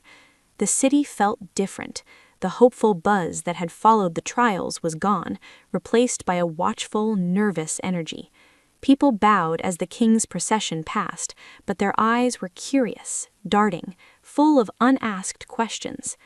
We entered the castle courtyard to a formal but noticeably subdued reception. The Chancellor, a lean, anxious man named Orwin, was there with a delegation of council members. Their greetings were correct, but the warmth was diplomatic, not genuine. I saw the sidelong glances aimed at me, assessing, calculating, some openly hostile. Kaelin did not dismount immediately. From his saddle he addressed the gathered officials, his voice cutting through the chill air. "The North is secured. New bonds of loyalty and mutual respect are forged. I return to find my own house unsettled. His gaze swept over them, a hawk's stare. "I will be in the council chamber in 1 hour. All members will attend. We will have clarity." It was not an invitation. It was a summons. An hour later, washed and changed into one of my formal blue dresses, I stood outside the council chamber doors. My heart was a frantic drum. Isolde stood with me, a pillar of calm. "Remember," she whispered, "fact, truth, anchor." The doors opened. The chamber was full. Every council seat was occupied, and the galleries behind were packed with lesser nobles and senior officials. The air was thick with anticipation and the sour scent of ambition. Kalen sat at the head of the long table, his expression unreadable. He nodded to the Chancellor, who rose. "Your Majesty, welcome home," Chancellor Orwin began, his voice oily with forced courtesy. "Reports of your success in the north are most enheartening. However, during your absence, certain concerns have arisen within the council regarding the legal proceedings that preceded your journey. Concerns that, if left unaddressed, could fester and undermine the very stability you have worked to restore." "State these concerns plainly, Chancellor," Kalen said, his tone devoid of patience. "Of course, some members question the reliability of a key witness in the treason trials.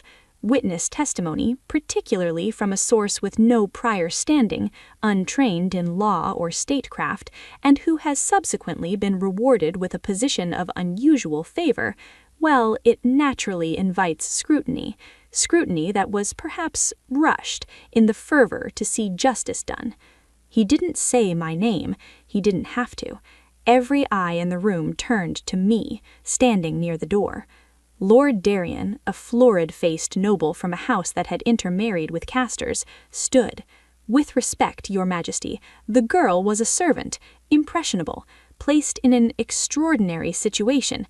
Is it not possible her perceptions were shaped by the overwhelming influence of those around her, by a desire to please or to secure her own future? Can we truly hang the fate of princes and lords on the memories of a maid?" The insinuation was a slick, poisonous thing.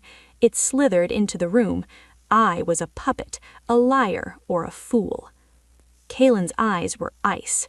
"Are you calling your king a liar or a manipulator of simple minds?" Darien paled but held his ground. "I call for due diligence, sire, for the integrity of the crown's justice. Let her be questioned again, here, before this council. Let us test the mettle of this testimony that has shaken the realm." A murmur of agreement rippled through one faction of the chamber. This was their play. Not to overturn the verdicts, but to taint them, to chip away at Kalen's authority by discrediting me, and by extension, his judgment in trusting me. Kalen looked at me. His gaze asked a silent question. "Are you ready?" I took a deep, steadying breath. The fear was there, a cold knot in my stomach, but beneath it was a solid, unshakable core of anger. They wanted to undo everything: the justice for the poisoning, the trust in the north, the fragile new beginning. They wanted to send me back to the shadows, to silence the voice they found inconvenient. I stepped forward into the center of the room. The sound of my footsteps on the stone floor was loud in the sudden hush. "I will answer your questions, my lords," I said, my voice clear and firm, carrying to the back of the gallery. It did not tremble. Chancellor Orwin nodded, a smug light in his eyes. He gestured to a tall, thin man with a razor-sharp gaze, Lord Revan, known as the sharpest legal mind in the kingdom, and a man whose loyalties had always been for sale. Revan rose, a predator uncoiling. He approached me not with bluster, but with a chilling, precise calm. "Let us begin simply, girl. You claim you felt a pulse on the king's neck. A physician of 30 years felt none. Explain this discrepancy." I met his gaze. "I cannot explain the physician's failure. I can only report that I felt a flutter beneath my fingertips, a faint but steady rhythm of life." "A flutter," he repeated, making the word sound foolish. "A subjective sensation. Could it not have been your own pulse racing with fear that you felt? I know the difference between my own heartbeat and another's. The king's pulse was at his throat, mine was in my wrist, where I held it. Ah, but you were agitated. Fear plays tricks. Did anyone else corroborate this flutter before you caused the scandal in the cathedral? No one else checked.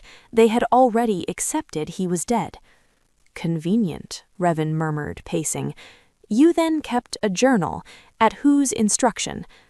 At the instruction of the king when he was awake and able to give it. A king who was, by your own account, severely weakened and reliant on you for care. Is it not possible you suggested this idea to him, that you guided a sick man's thoughts to create a document that would bolster your own importance? The audacity of the twist stole my breath for a second. Isolde's warning echoed.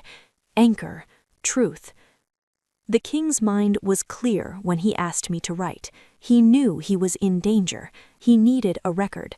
I provided one. Revan's smile was thin. You provided a record of your observations of men like Lord Castor, who visited out of concern for his king. You interpreted these visits as suspicious. Based on what? Your vast experience with political intrigue? Based on patterns, I fired back, my temper beginning to simmer. On seeing who avoided whom, on hearing conversations that were not meant for me. I wrote what I saw and heard. The council can interpret it. But it was your interpretation that shaped the king's perception, was it not? Revan pressed, moving closer. You, alone with him, the sole source of news from the outside, you became the lens through which he saw his own court. A powerful position for a clever girl to find herself in, yes? He was painting me as a schemer, a manipulator who had orchestrated my own rise by poisoning the king's mind against his counsel. The gallery was eating it up, whispers spreading like stain. I felt the trap closing. Legal nuance was his weapon, and I was unarmed. Then a new voice cut through the murmur, strong and unfamiliar in this southern hall. She speaks truth. All heads turned. Standing in the open doorway of the council chamber, having clearly just arrived, was Alara Brighthand. She was still in her travel-stained furs, her iron-gray braids over her shoulder, her pale blue eyes sweeping the room with contempt. Two of her clansmen flanked her, their presence a shock of raw northern power in the polished chamber. Alpha Brighthand, Kaelin said, surprise and something like relief in his voice. You are welcome. Alara strode into the center of the room, ignoring Lord Revan completely. She stopped beside me and faced the stunned council.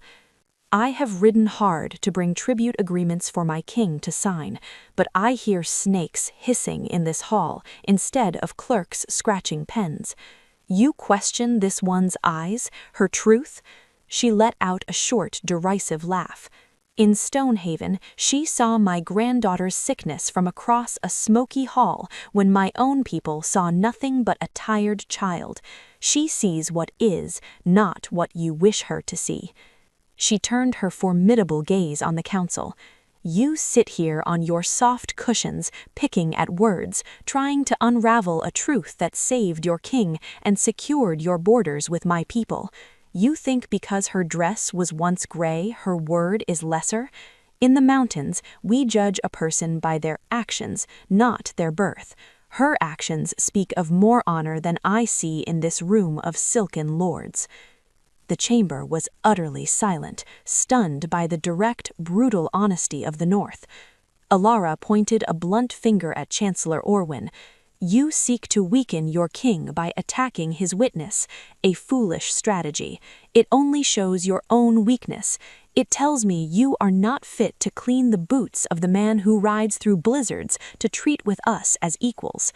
She then looked at Kaelin. My king, the North stands with you, and we stand with the truth speaker. Any who move against her, move against Stonehaven. That was a declaration of political war, as blunt as a mountain rockslide. The balance in the room shifted palpably. The Northern Alliance, so freshly and delicately won, was now publicly tethered to my credibility. Lord Revan, for the first time, looked uncertain. His legal subtleties were useless against Alara's sheer, undeniable force of character. Kaelin stood. The council has heard Alpha Brighthand, and it has heard Alara. His voice was final, brooking no argument. The testimony given at the trial stands. The verdicts stand. The witness's integrity is beyond question, affirmed by an ally whose loyalty we have just earned through deeds, not words. You look at the faction who had challenged me. This matter is closed. Any further attempt to revisit it will be considered an act of sedition. Is that understood? The silence was absolute. Then, one by one, the dissenting lords bowed their heads, defeated. As the council was dismissed, the noise level rising with shocked conversation, Alara clapped a heavy hand on my shoulder. "Eagle's grace, girl," she said, a fierce pride in her eyes. "Do not let the crows in this tower peck at you." Kaelin approached us, his gratitude to Alara evident. After she had been led away to refresh, he turned to me. In the emptying chamber, his guard finally dropped, revealing the strain of the last hour. "Are you all right?" I nodded, my legs feeling weak now that the confrontation was over. I was floundering. She saved me. "She revealed the truth," he corrected softly, "that you have allies in powerful places, that your word carries weight beyond this castle." He looked at me, a new, profound respect in his gaze. "You faced them down, Alara. You held your ground, and in doing so, you have not just defended your past, you have secured your future." He was right. The whispering campaign was broken, not by legal defense, but by the unassailable power of an ally's faith and my own refusal to be shamed into silence. I was no longer just the king's witness. I was a power in my own right, and the Castle of Whispers would have to learn to speak my name with respect.